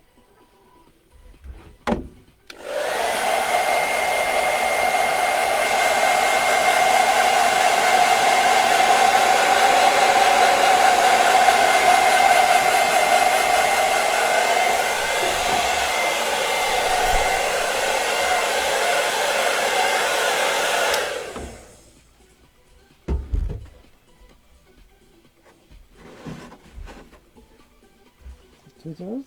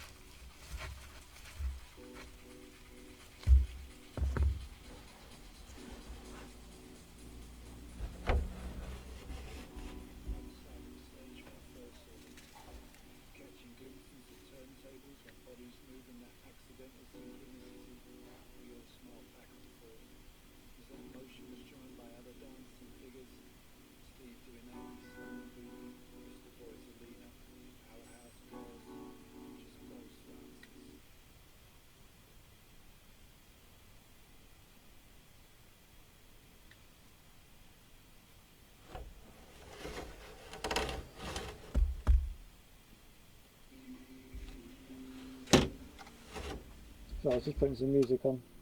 Sorry, I'm not putting music on if Facebook's listening.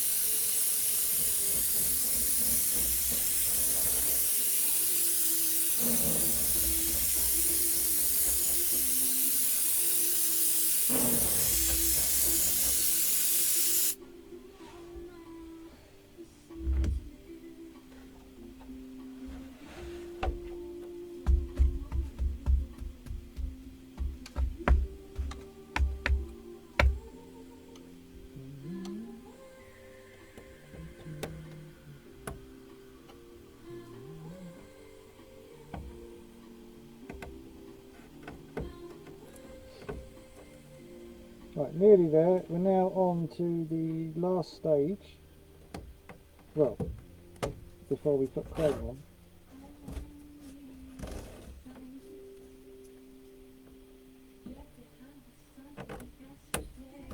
So just being careful not to now peel out the pinstripe, because obviously the chrome goes on last. So you just pick from the corners.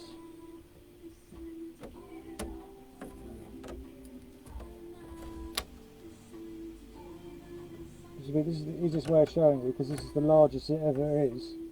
You get a really good idea of how to pick away the mask. So I pick from a corner, so this is a point, sorry. So I pick from that point, then I pick from this point, and then I pull that up, and then in theory that should just pull out.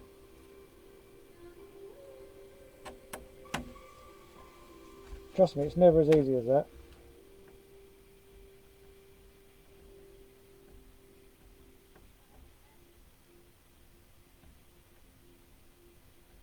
There's a little snaggy bit there, but I want to get it now.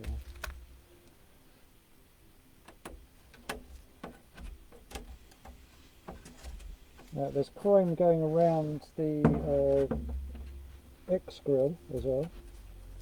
This is a thing that this driver particularly asks for. He wants to be unique, and I'm like, fine, okay.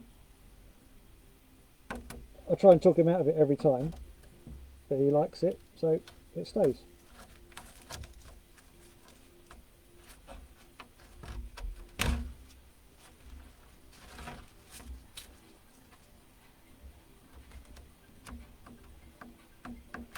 So there's a pinstripe around the X. So be careful not to pull that out.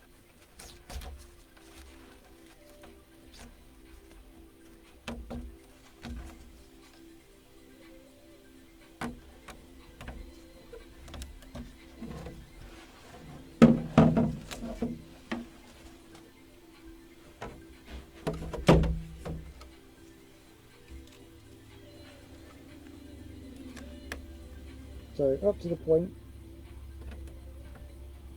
down to the other point, pull that point up, and then that in theory pulls out.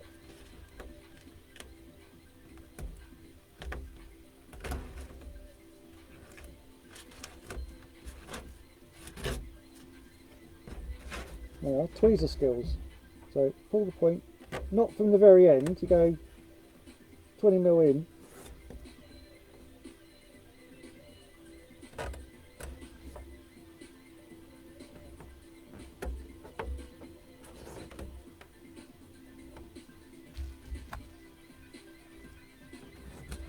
That's so satisfying. That's pulled out really that well. Trust me, that could be absolute murder. And also a good sign is it's still in one section. It's all still cut. It's all one piece.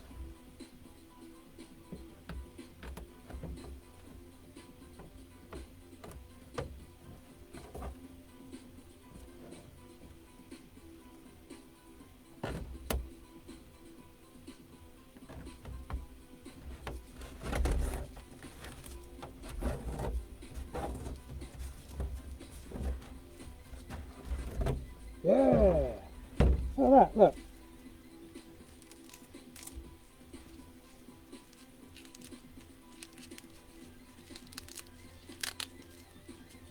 It's all one piece.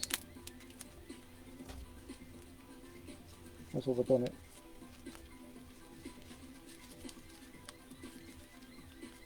That's I know that sounds incredibly nerdy, but that's incredibly satisfying. That's all come out in one section. Douche. Yeah, look.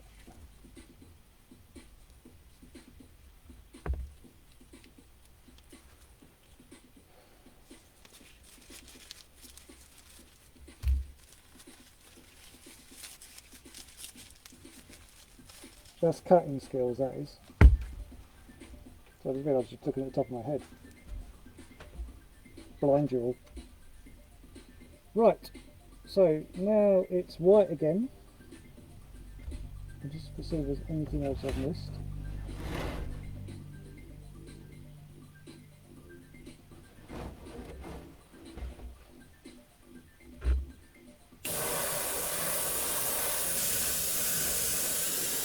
This is atomising lovely, this white. Sorry, wicked.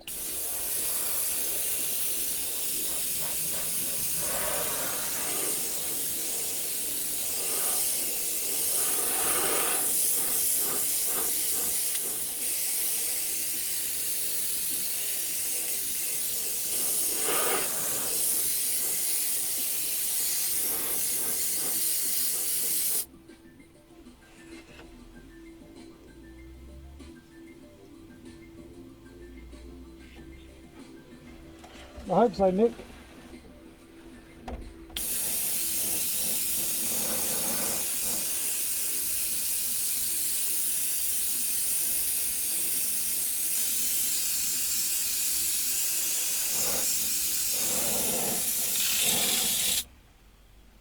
You might not see it this evening, it might be tomorrow or a couple of days, but hopefully you'll see it before I post it.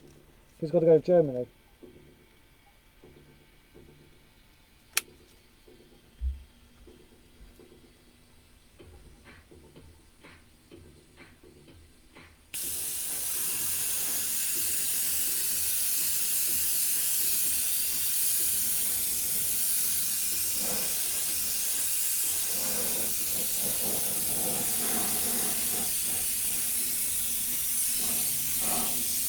This is looking wicked. These pinstripes that are still to be removed, I don't know if you can see them on the camera. These are looking absolutely...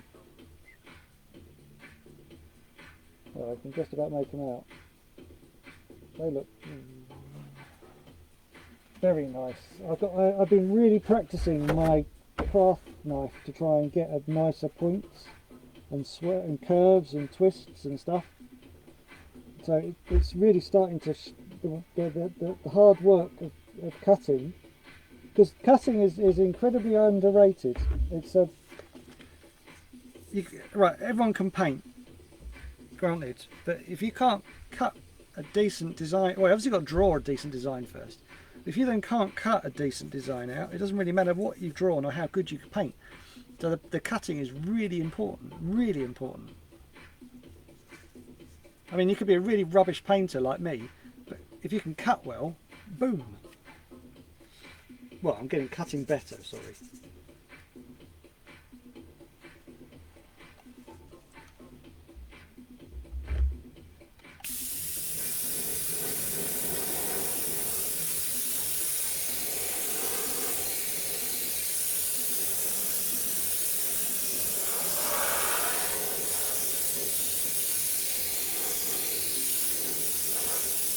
That's got such a good flow to it. I'm really pleased with this, because I've been really trying hard to get a better flow to my drawing, to my cutting, and really pleased with this.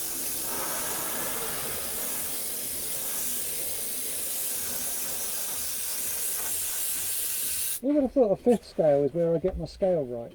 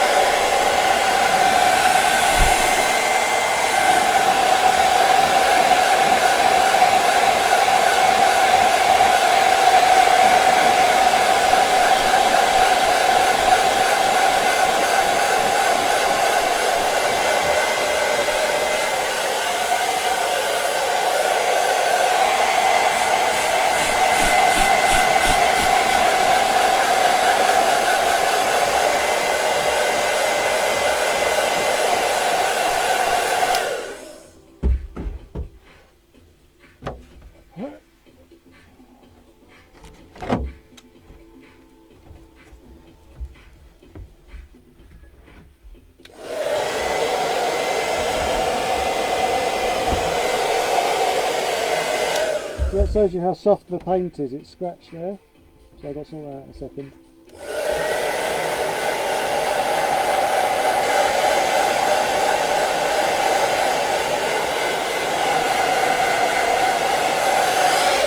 The paint will take a couple of days to really cure.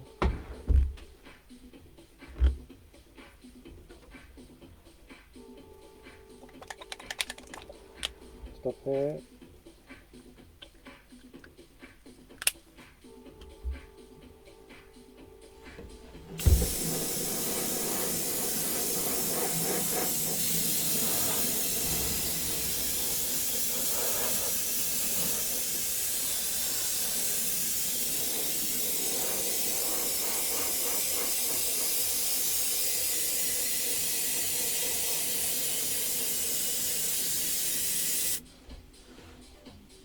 I'm going to go on about my cutting again. It looks like I've laid down all the pinstripe with like some pinstripe tape.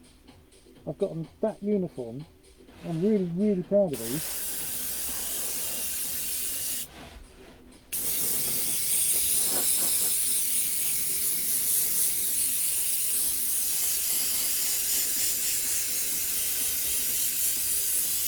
I'm trying to get all the coherent bits out of the way now, because as soon as I start spraying the chrome, no light.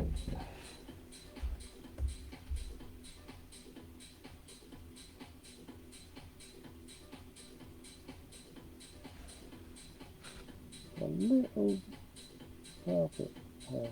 Yeah. That's quite nice.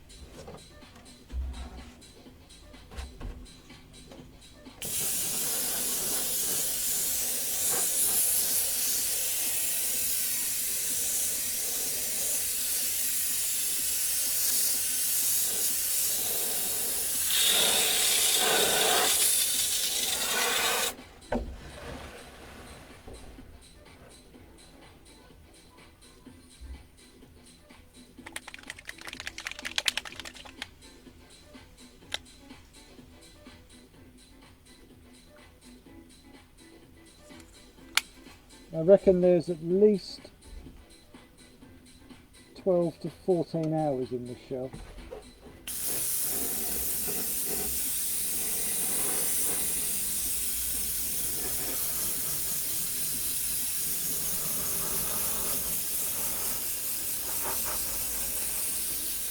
And that's not allowing for drying time, so you obviously got to leave it and come back to it.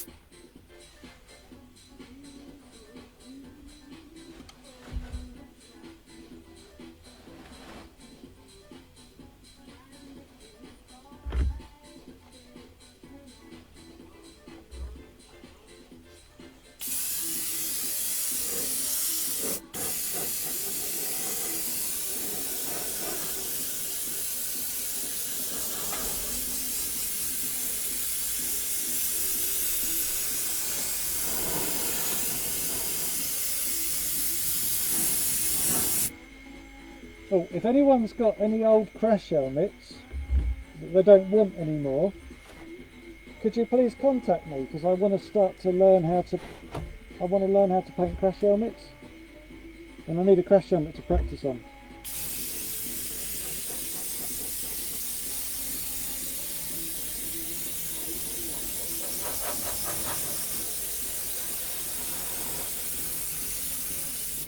My brother still races racing cars, like proper cars, and he's asked me to do one for him. I said I'm not good enough yet.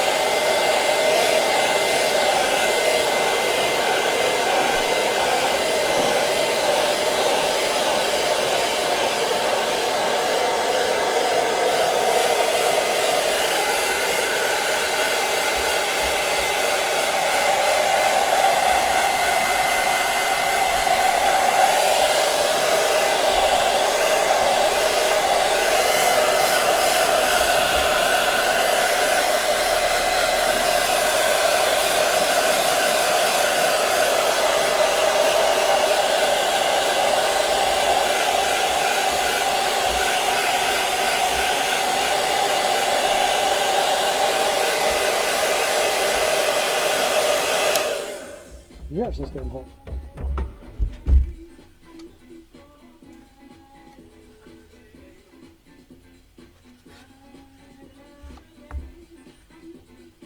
Right, while that heat cools down, I'll peel the pinstripe off of this section.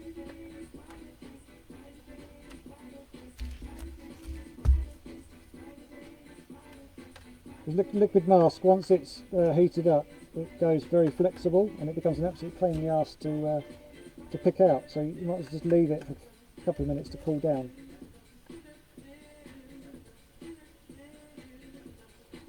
A slight a little bit of overspray, so I'll just pick that off with my craft knife or tweezers.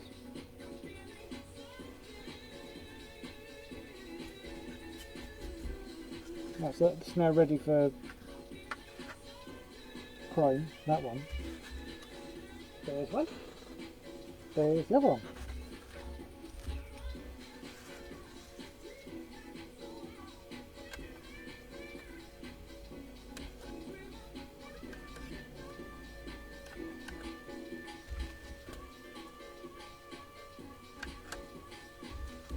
There's the other one. So that's those two done.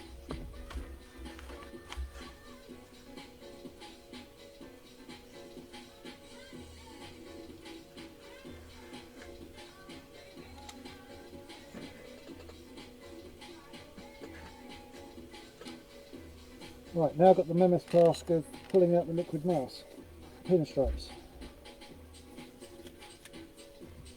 Let's do an easy bit.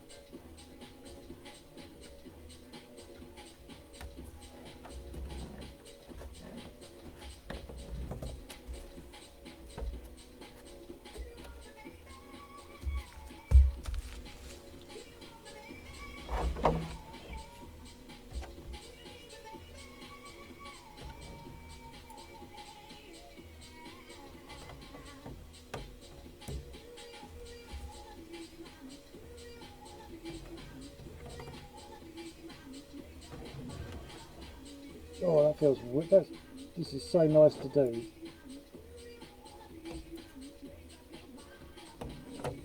These are the bits I've been avoiding for the last, what, 4 hours?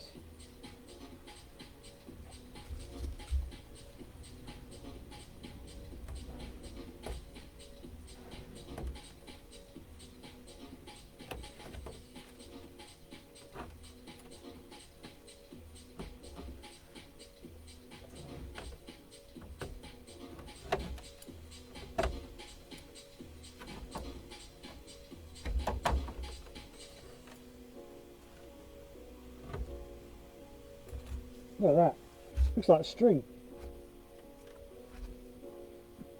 That's a sign of a good, because what you don't, when you do your crisscrosses, you're crossing for your pinstripes, you don't really want your craft knife to cut from one pin to the next, because when you put your chrome on, your high chrome, the chrome will go into the cut line and you'll have this little like star cross on each pinstripe.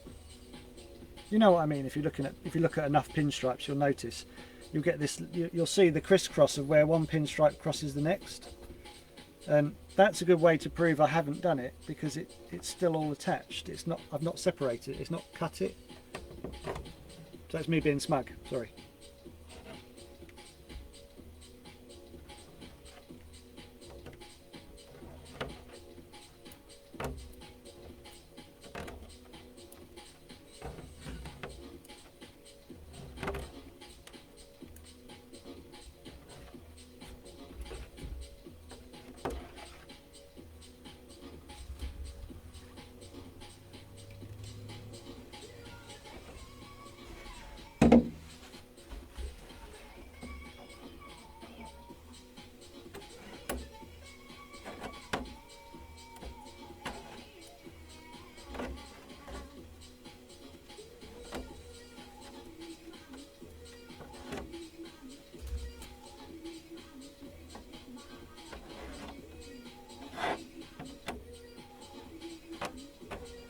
And obviously this job would be an absolute nightmare if the pinstripe wasn't thick enough. If the mask wasn't thick enough. So it's another thing of like saying that trying to save time with liquid masking, you don't. this would be an absolute nightmare if this was all picking off in 5mm sections, where this is picking off really easy and it's supporting its own strength or weight.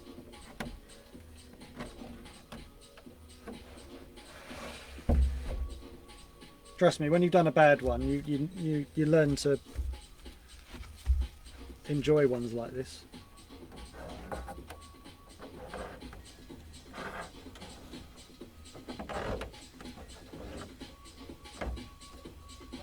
I've been there. I did a batch of 10 shells when I was just started to get going. I think it was for Talk RC, and I'd used rattle can chrome on liquid mask, not knowing that it melted it.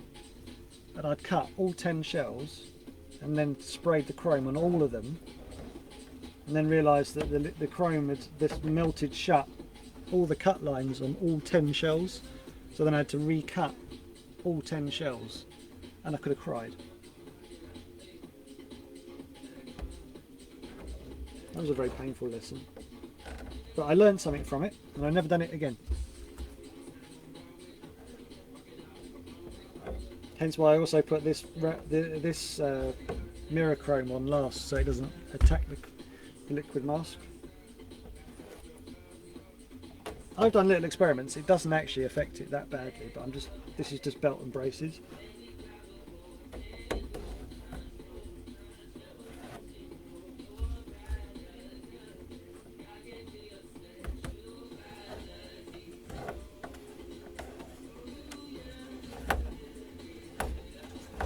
I've never enjoyed pulling off the mask as much as this. This is wicked.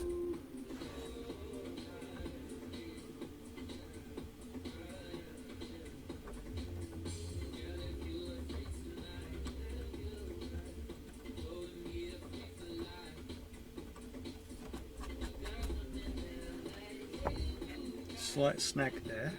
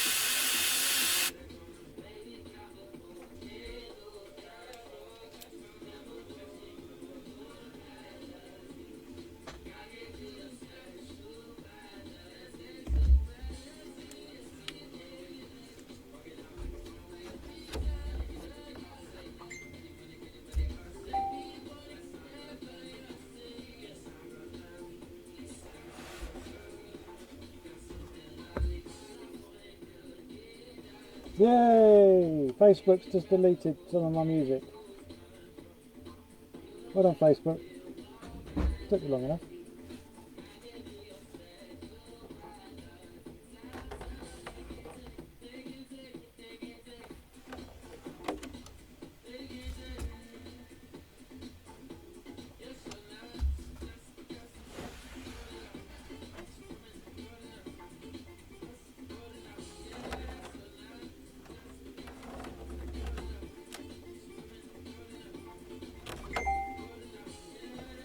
Not again.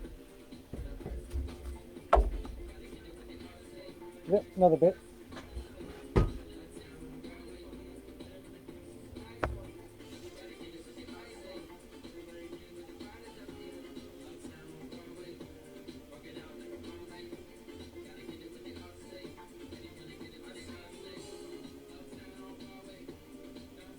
One minute and 15 seconds of somebody's song.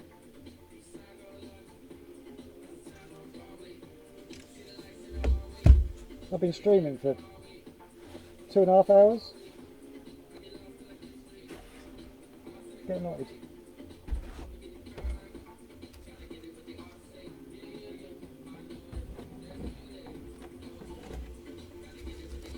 That's getting impressive now, look.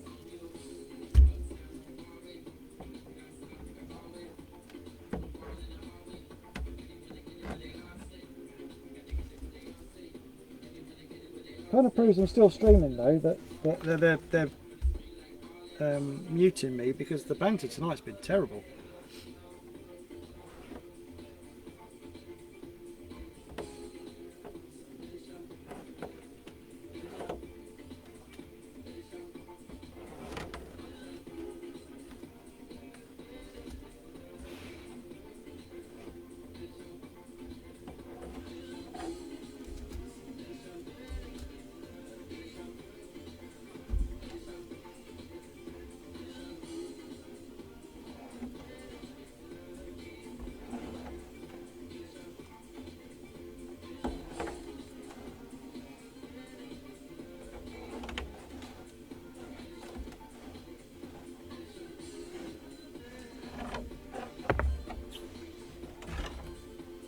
Right, so all it's got now is the window masks, and that would be it.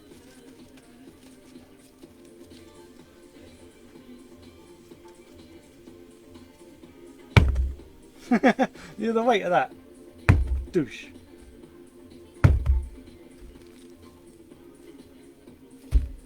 It's got to be at least 6 kilos. I'm joking.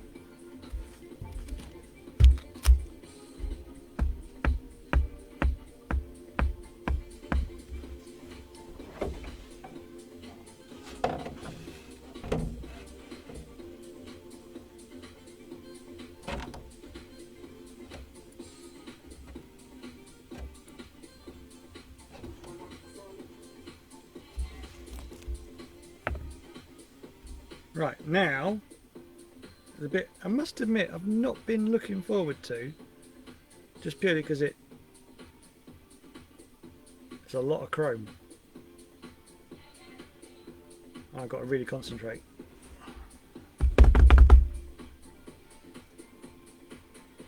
So I want to use my Iwata because my Iwata hasn't got any seals as such. I mean, like my Sparmax and my in my Hardman Steinbeck will suffer a little bit with the Mirachrome. So I want to use the Iwata because hasn't got any seals, like plastic seals or rubber seals. So the beauty of this also, it's only 3 colours. Well, 4 now. But so I haven't had to change too many colour changes.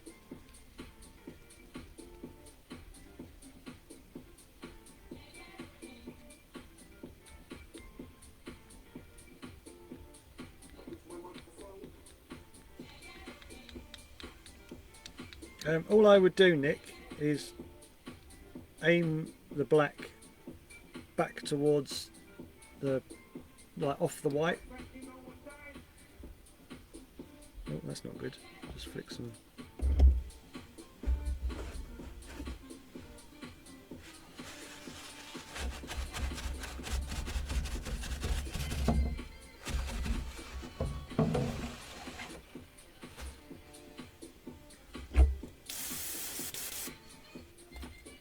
So because I know that I've put there's enough paint on there, I should be alright.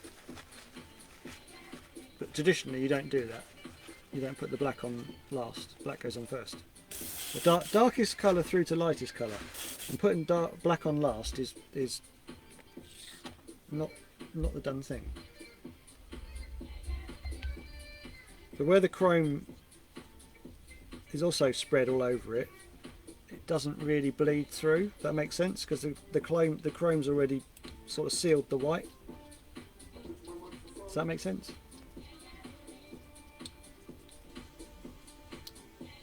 I'm going to close my door to my shed now because I'm getting all sorts of bugs in there.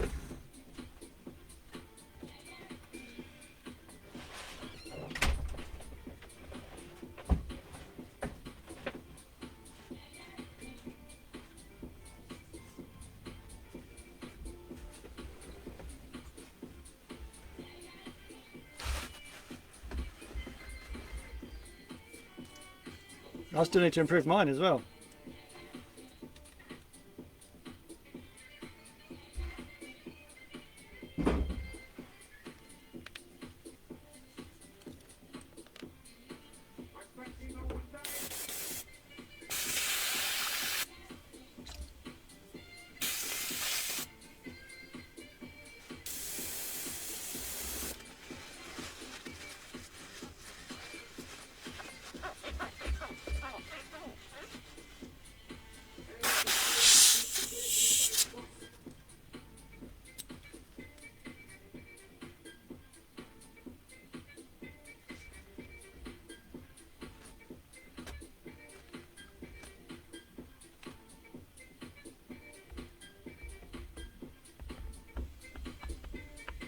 What does that mean, Matt? Why have you got to wait 6 weeks?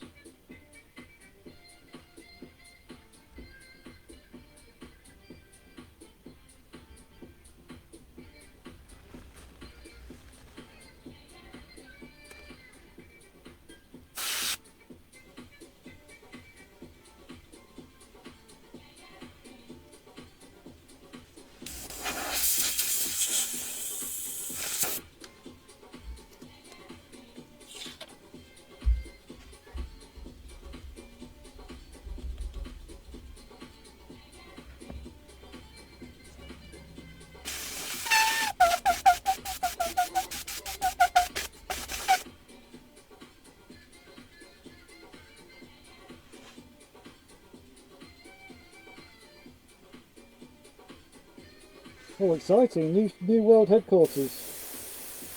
What size shed did you get?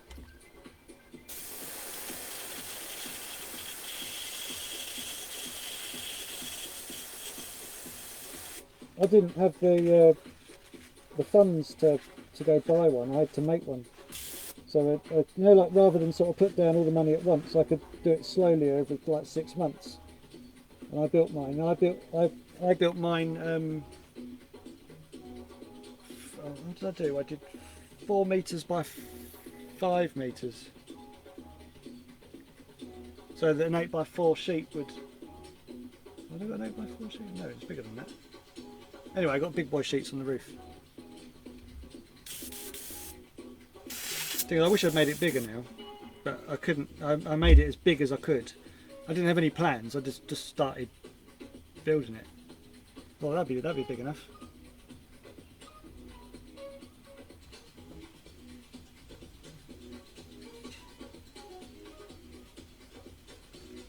Right, chrome time. Then home time. Oh, I've got to back it as well, so I've got that still to go on. Right, so this will put hair on your particulars, this will. And this you build, this is 3 coats.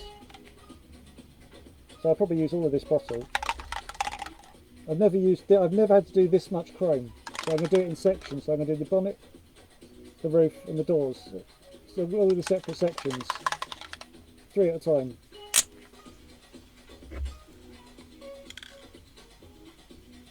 It's like walking into, if you know, if you're from the UK, this is like walking into a Timpson's. This just smells of shoe like repair. Whew, blimey. Woo! Right, where's everyone? Right, there's 21 people watching. While I entertain myself and half gas myself, where are you watching me from? Please reply. This banter's been terrible tonight. I know that America and South Africa are on, and I think Australia.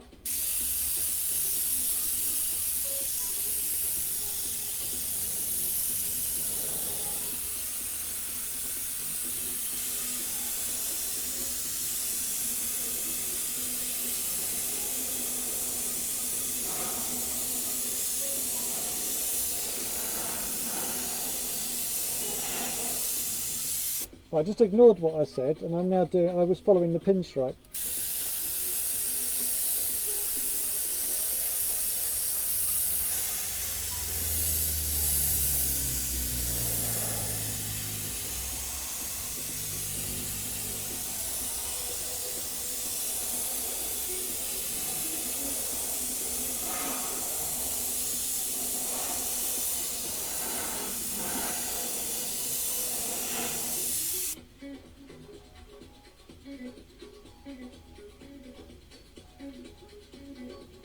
I'm guessing that's Liverpool. No, never heard of that. Ireland. Whereabouts, Austin? Whereabouts in Ireland are you?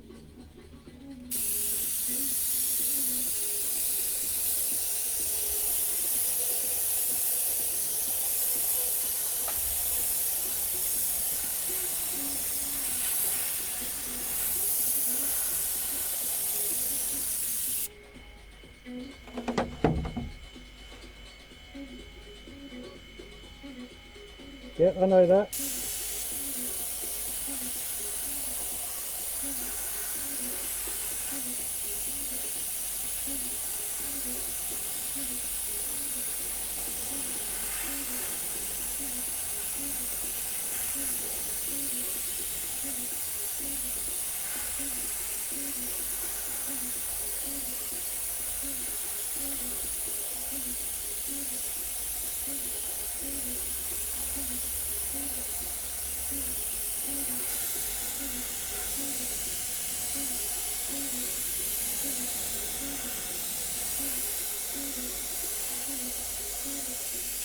Well, this will kill off all the bugs in here.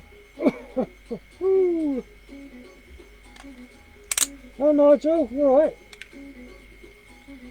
I did like your bonnet end.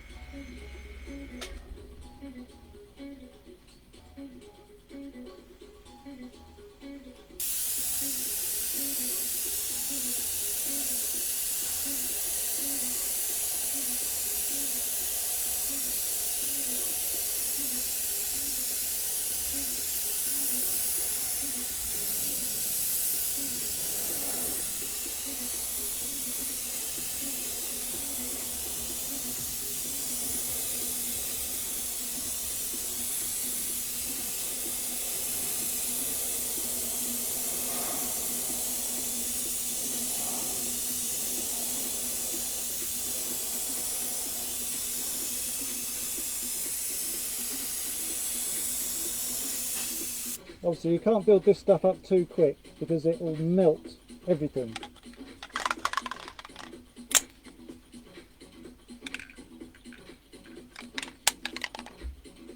I'm going to sound like skinny Barry White in a minute.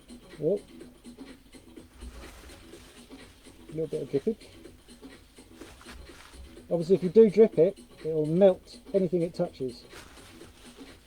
You have to be super careful, and I've done that a couple of times. I've gone like flipped and it's gone all over the gun, and it then drips down onto the artwork and it just melts it.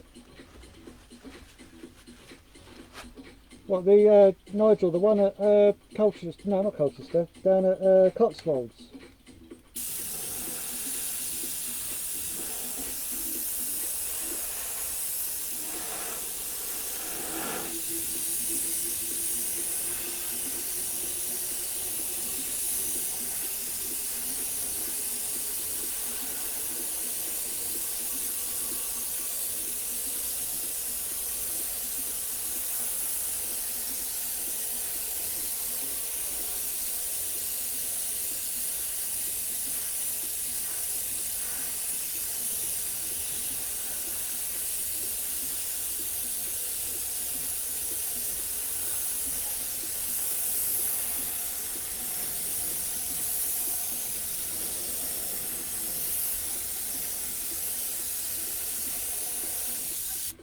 Woo! No, Nigel, I'm not prepared to drive that far for toy cars with a pandemic on. I think that's irresponsible to go that far out. Not contradicting anyone else, I just don't want to. It's too far. I haven't sat indoors for so long just to go out and go, oh, where are you going, sir? Oh, I'm going to go for toy car racing. Well, how far's that? Yeah, quite a long way. It's too far.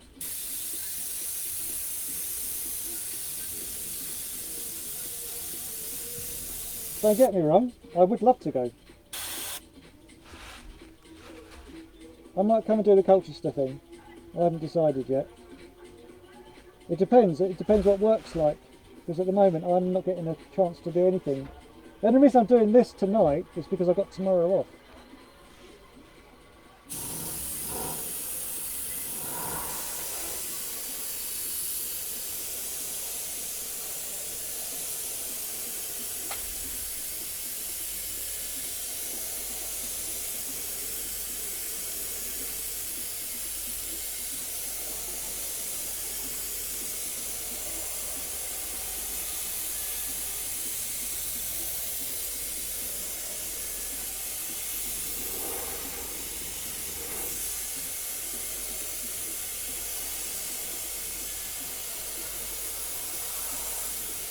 Oh my god, that's going right out my nose now. Woo! Awesome.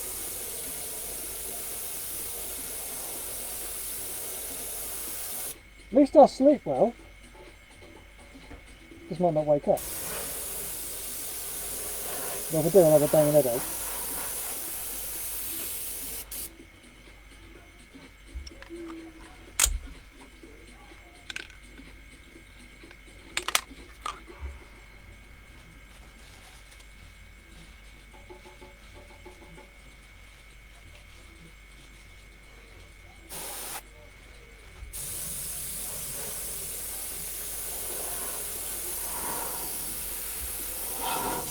Because Nigel, it's Eastbourne.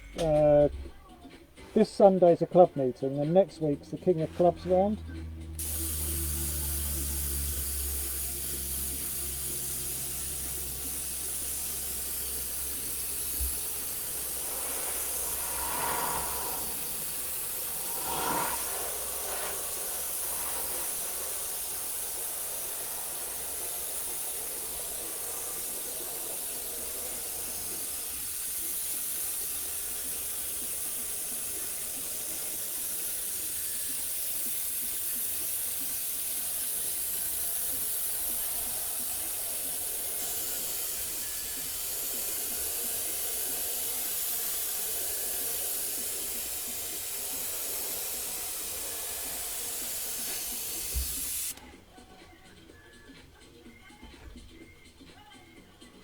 No, yeah, good point, Aaron. I might not be thinking that clearly in a bit. Well, Nigel, you know there's a space in the awning if you do want to come.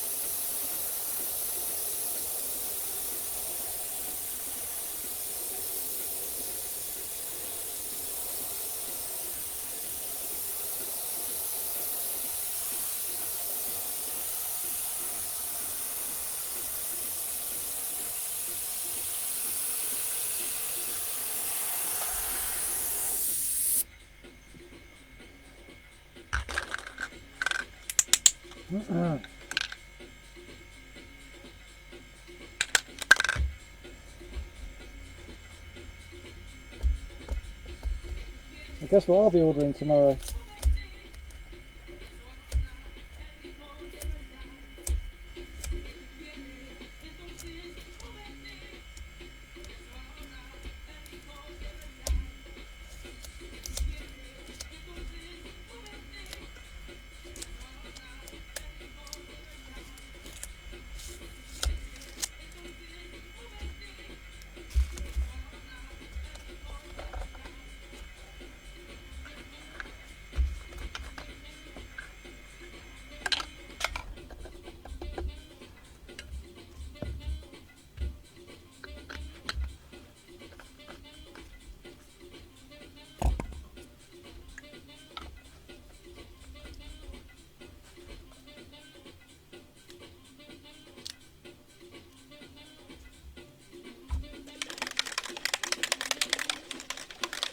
new bottle.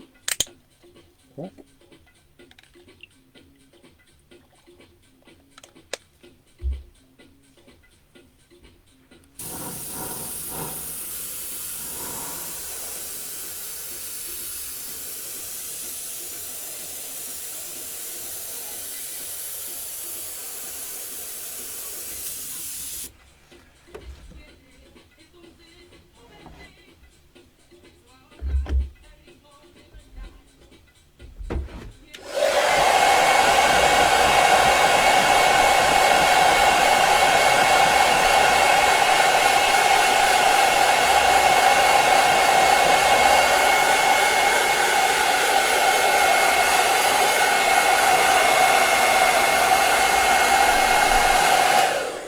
No, I was just incredibly lucky there because I spilt a bit.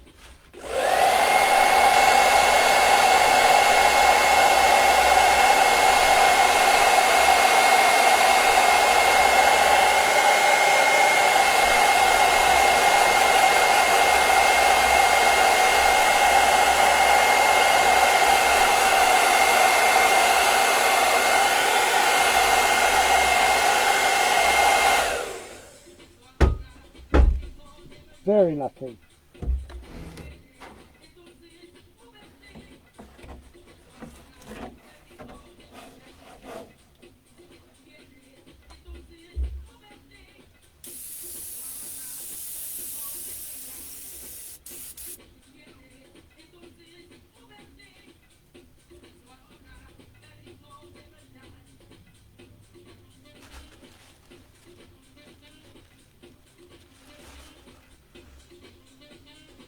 It's not atomising very well.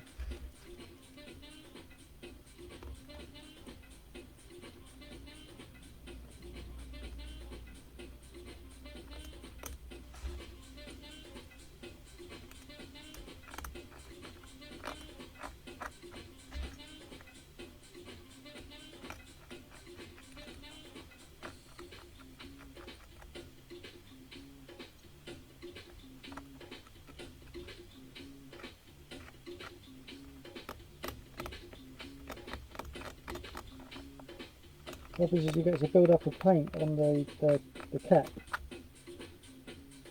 and it affects the flow of the paint.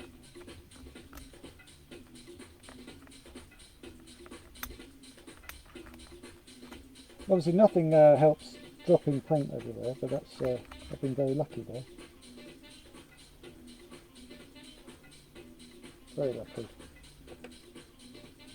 Woo.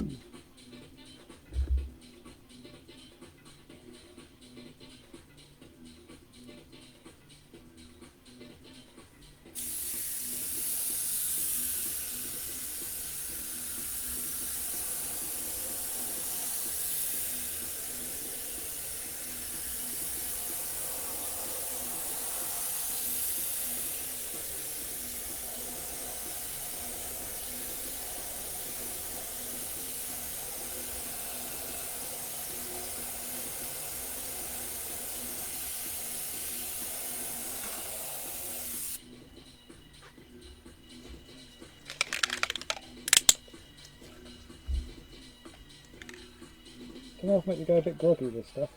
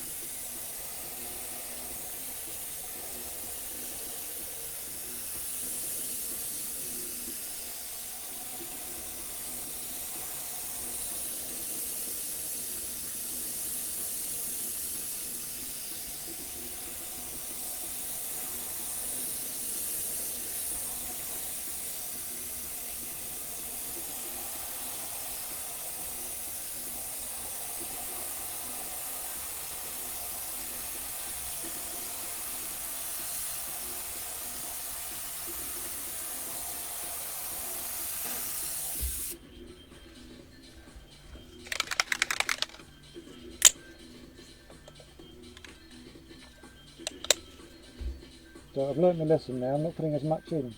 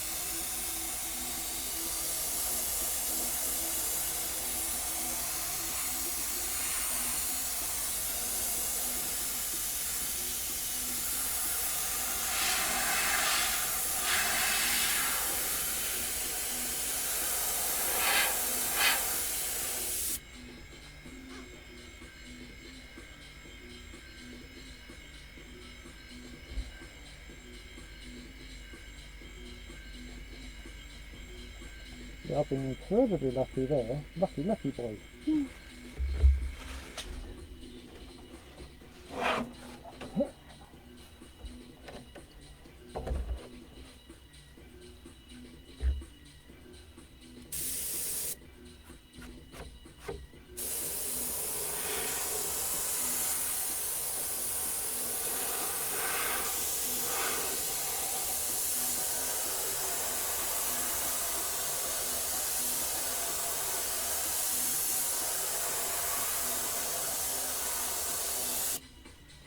Obviously, don't spray this stuff unless you're in a very ventilated space. I deliberately made my shed with tons of holes in it. And I've obviously got my mask on.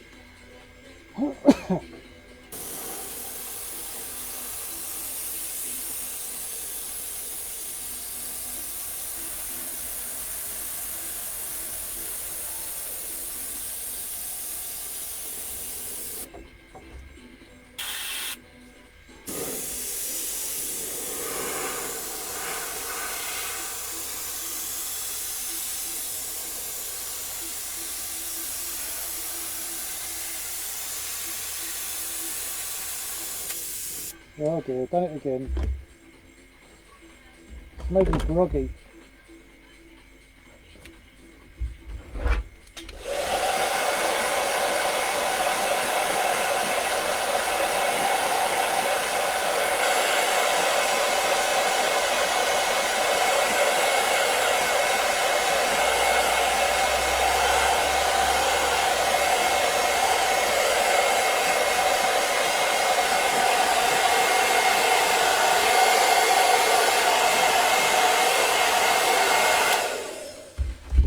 I've been lucky twice now, so I should really take a hint now. It's obviously sticking in the gun and having to wiggle it around to make it to come out. Because I've never sprayed this much of it in one go.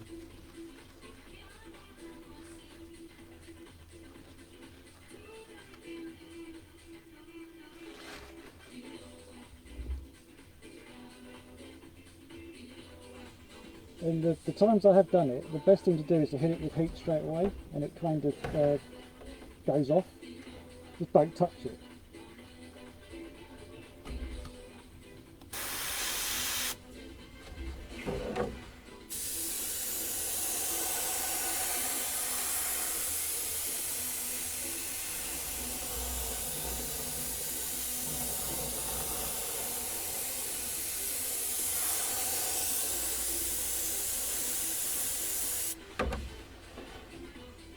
There's tons of bugs in here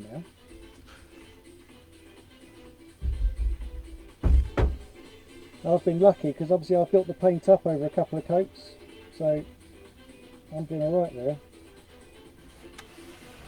I've had it on other shells, it's completely melted it, but where I've been building up layers and layers,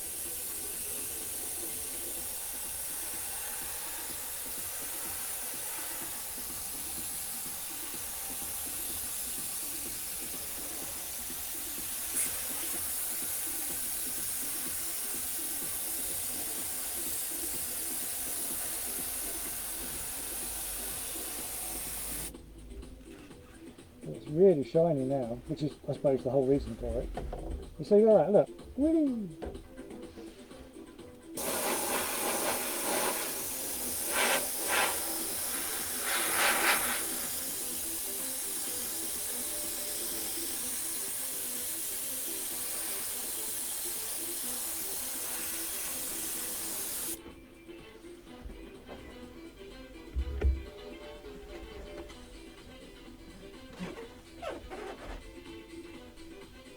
No, I have been lucky there.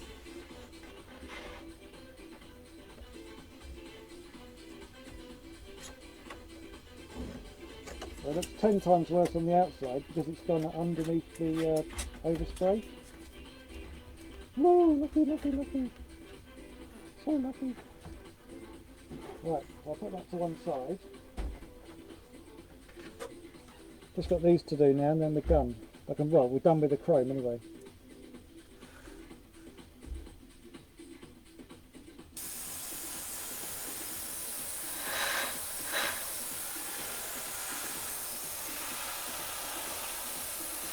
I suppose if you do drop it as well, the temptation is just to rub it, and that just rubs everything off.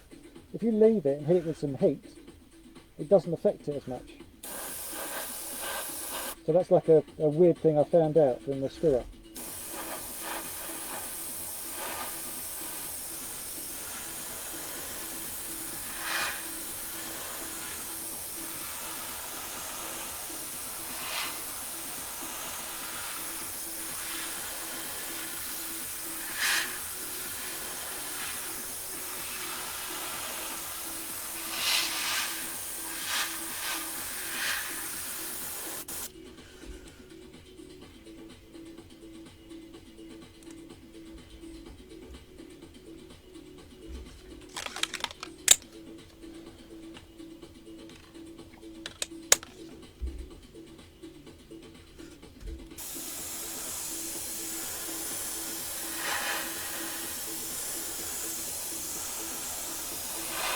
I wonder if I used the clear coat before I did the chrome, if that would then protect the shell from the chrome.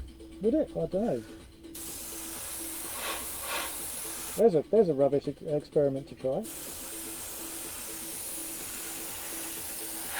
But obviously not every shell needs clear coat.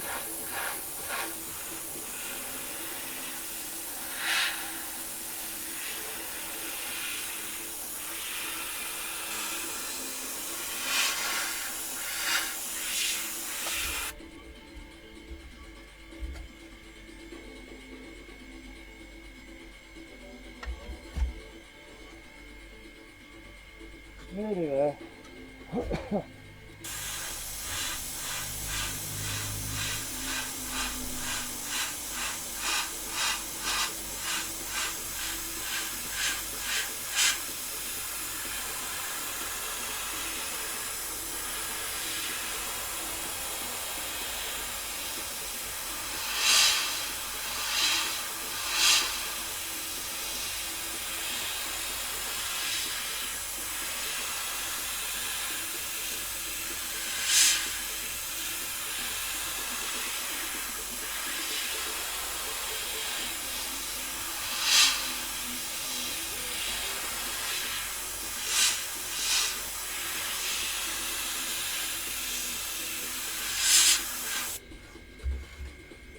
Done! Yay! Well, done with that bit anyway. I've still got tons left in the gun.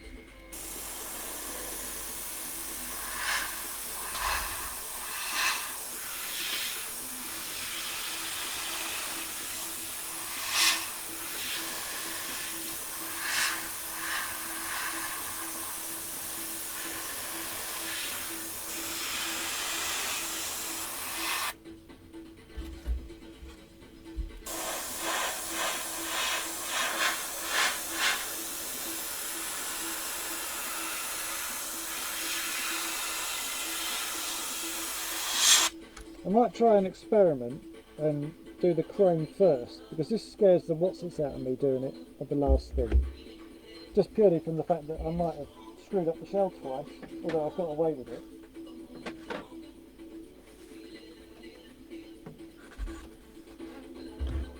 I just don't like having it around the shell when I'm nearly finished.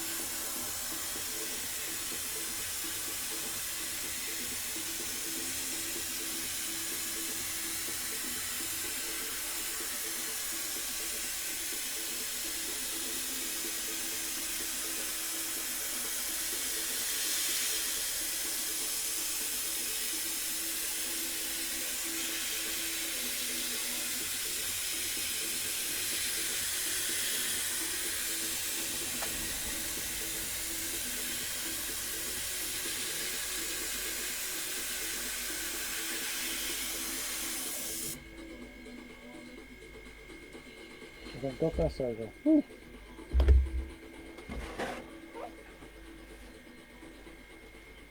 Well, why was that so bad for the last...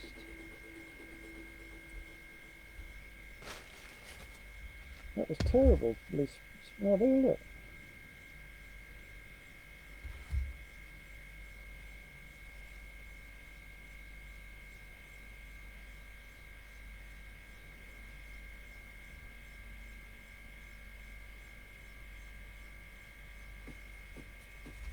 There's one. There's two. There's bits of crap in there. Three.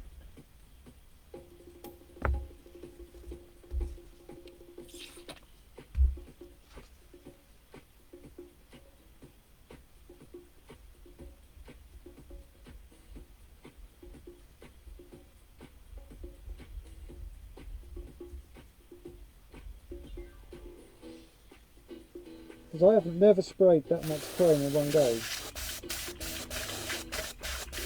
And I got lucky twice. I think it's really coated the brush.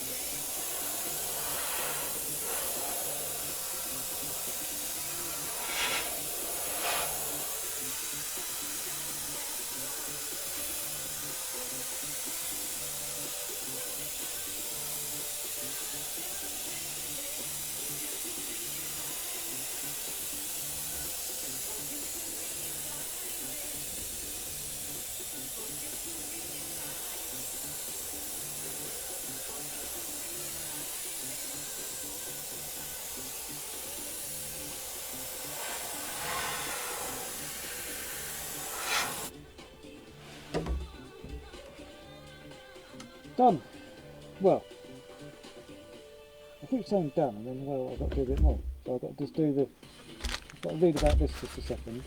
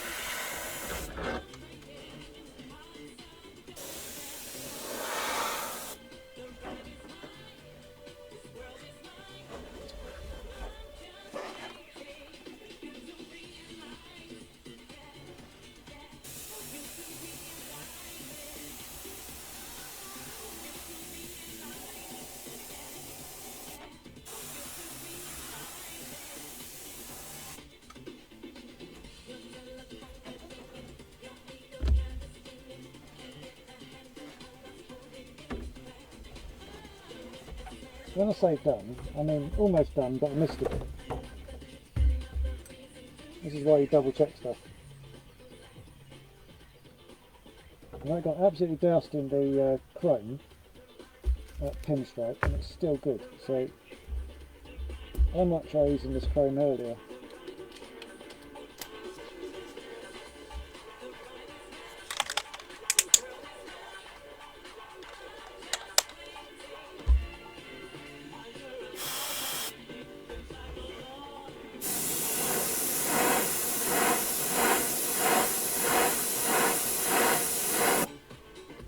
Well, I suppose much better having cleaned the gun out.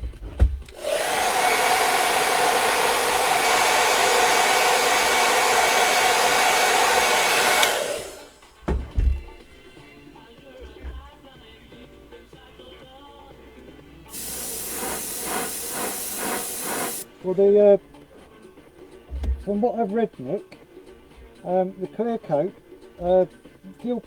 fuel proofs it. This is a 5th scale petrol or nitro, whatever they want to call it. So from what I've read, this is supposed to give it a bit of fuel proofing.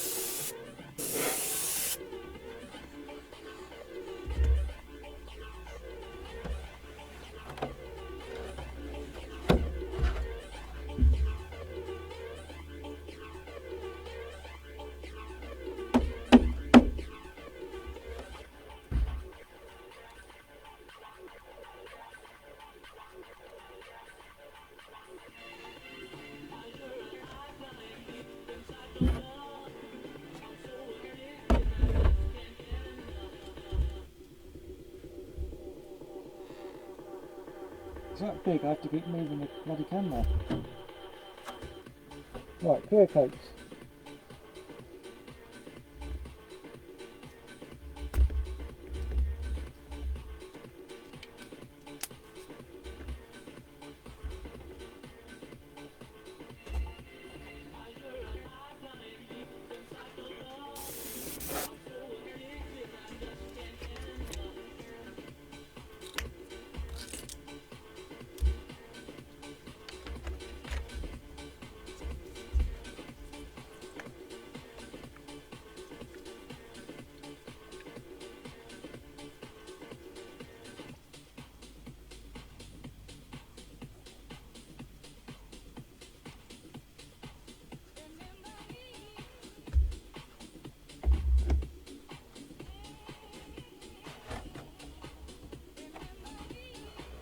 Aha, an old top deck screw.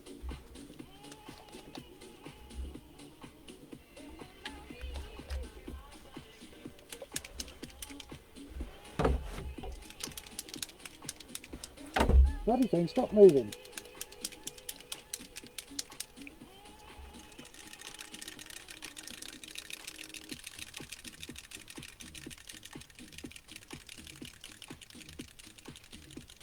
Yeah, because it's not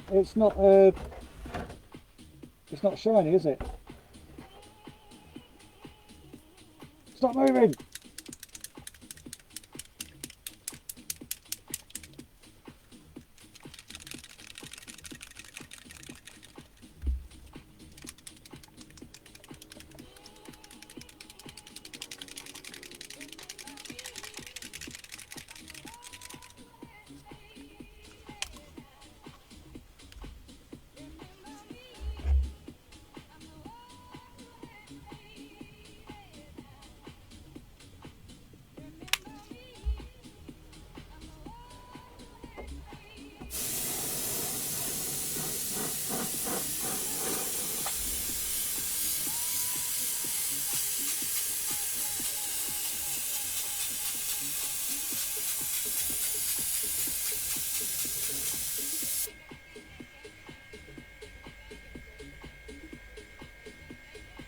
Ball compressor's hot, so this might be a bit much for it.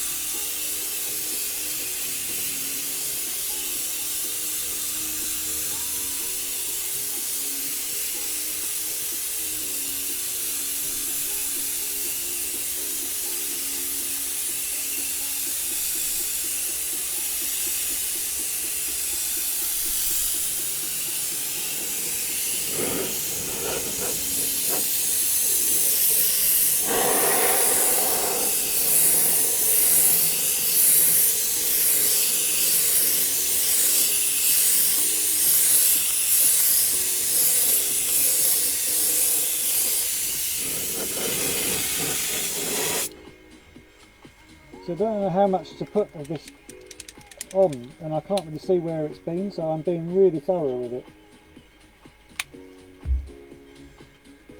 I know that's the boot, the back done. And I've done the roof.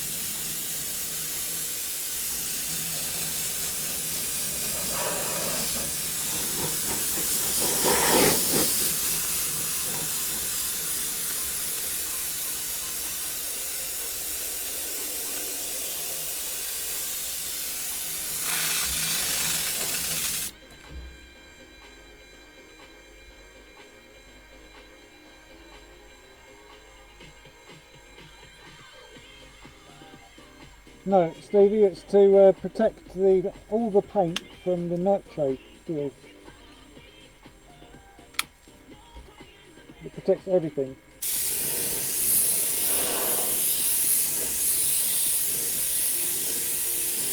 At least that's what it says it does.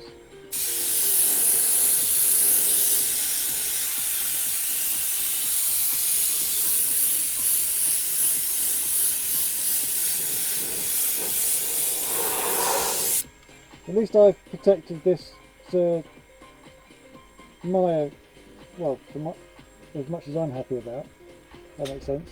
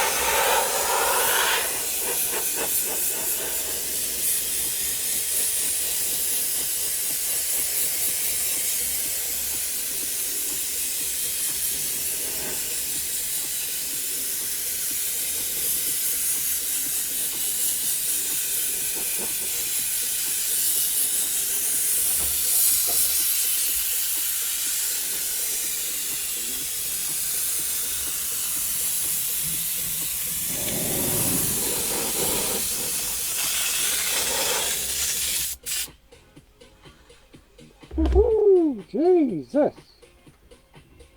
Whew. Jesus, I'm going to wake up with a sore throat tomorrow. Right, last little bit.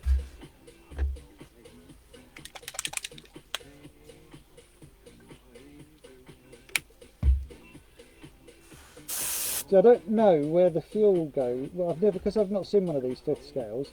I don't know where the exhaust is. I don't know where the fuel goes in or out, and so I'm just protecting everything as much as I can.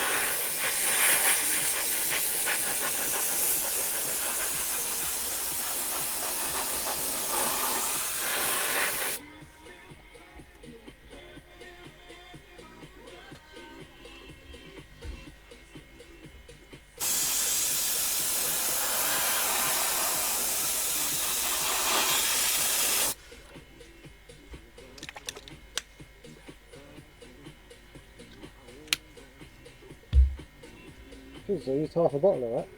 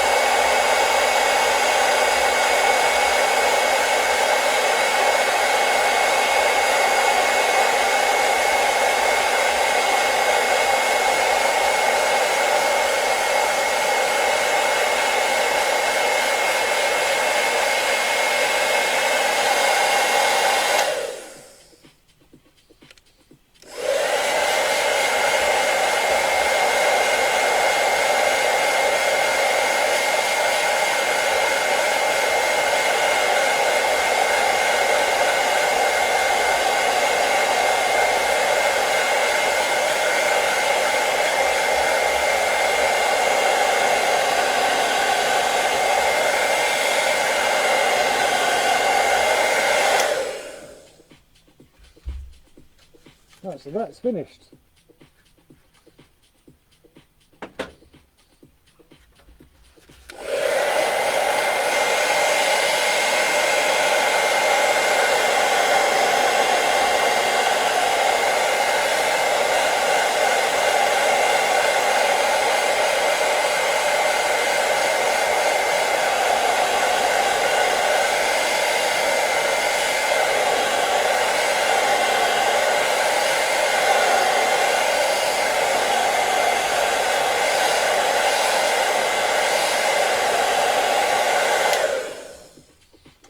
That's finished.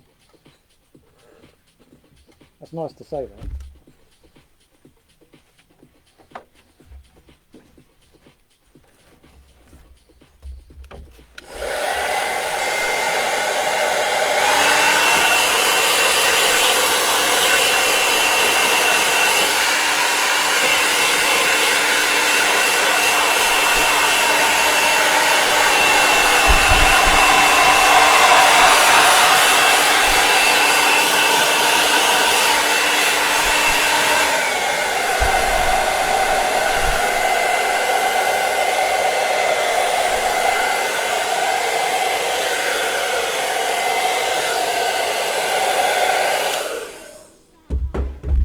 Right, window masks.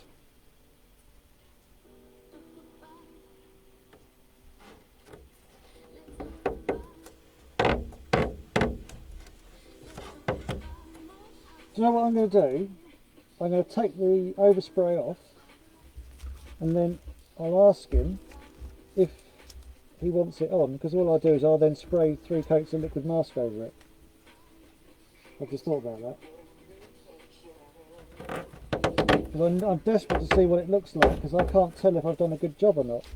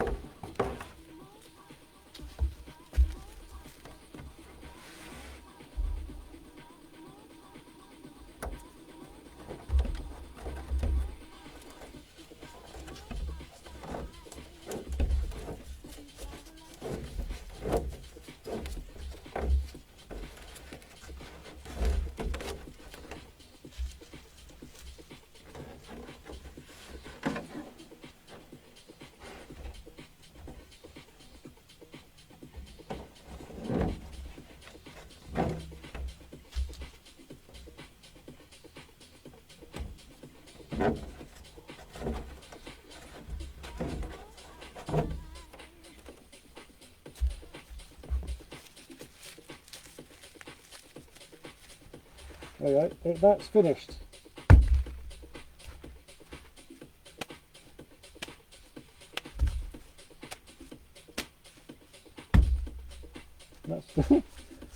That's probably about 3 shells worth of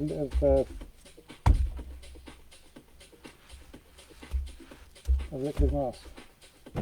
Right, the grand unveiling.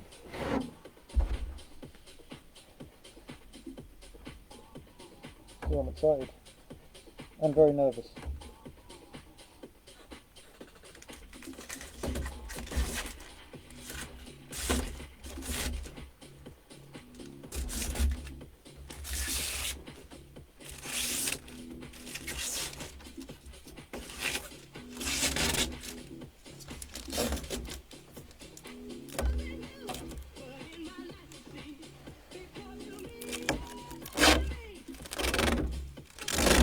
That's disappointing. There's only 8 people watching now. The people have suffered all of this time to watch this, and they're missing a really good bit.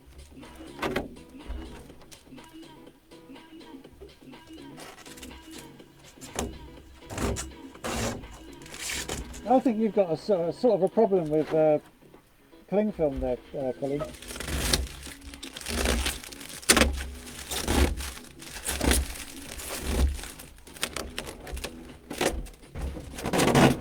Wow, that is wicked.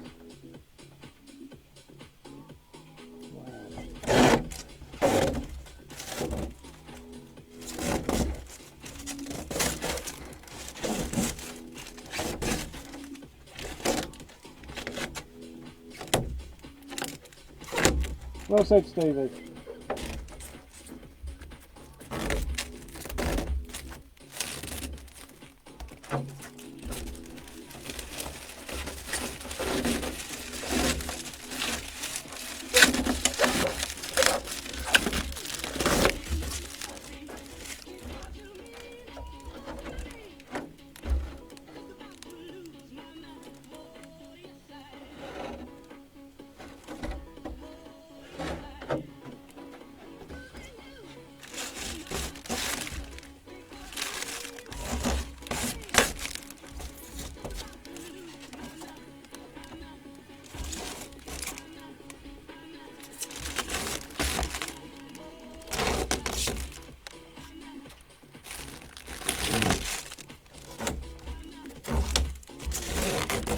Gives you a rough idea how big this bloody thing is.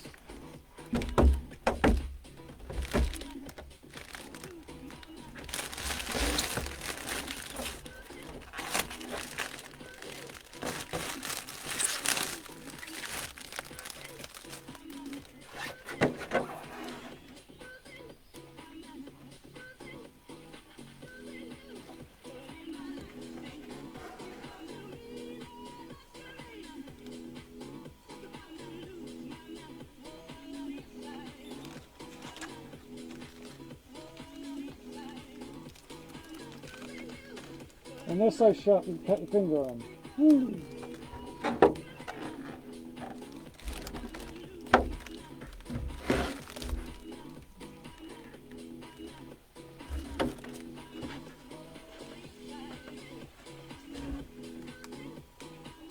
Right, I'm going to take some proper pictures. I'll stick them on my Basil page in a couple of minutes.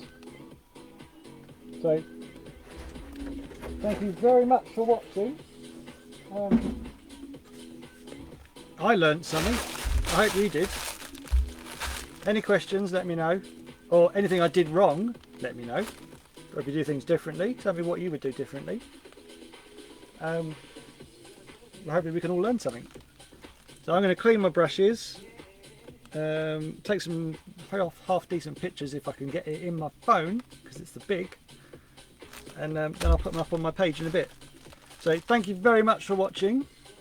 So I don't know where you all are, so good morning, good afternoon, good evening, good night. Cheers for watching.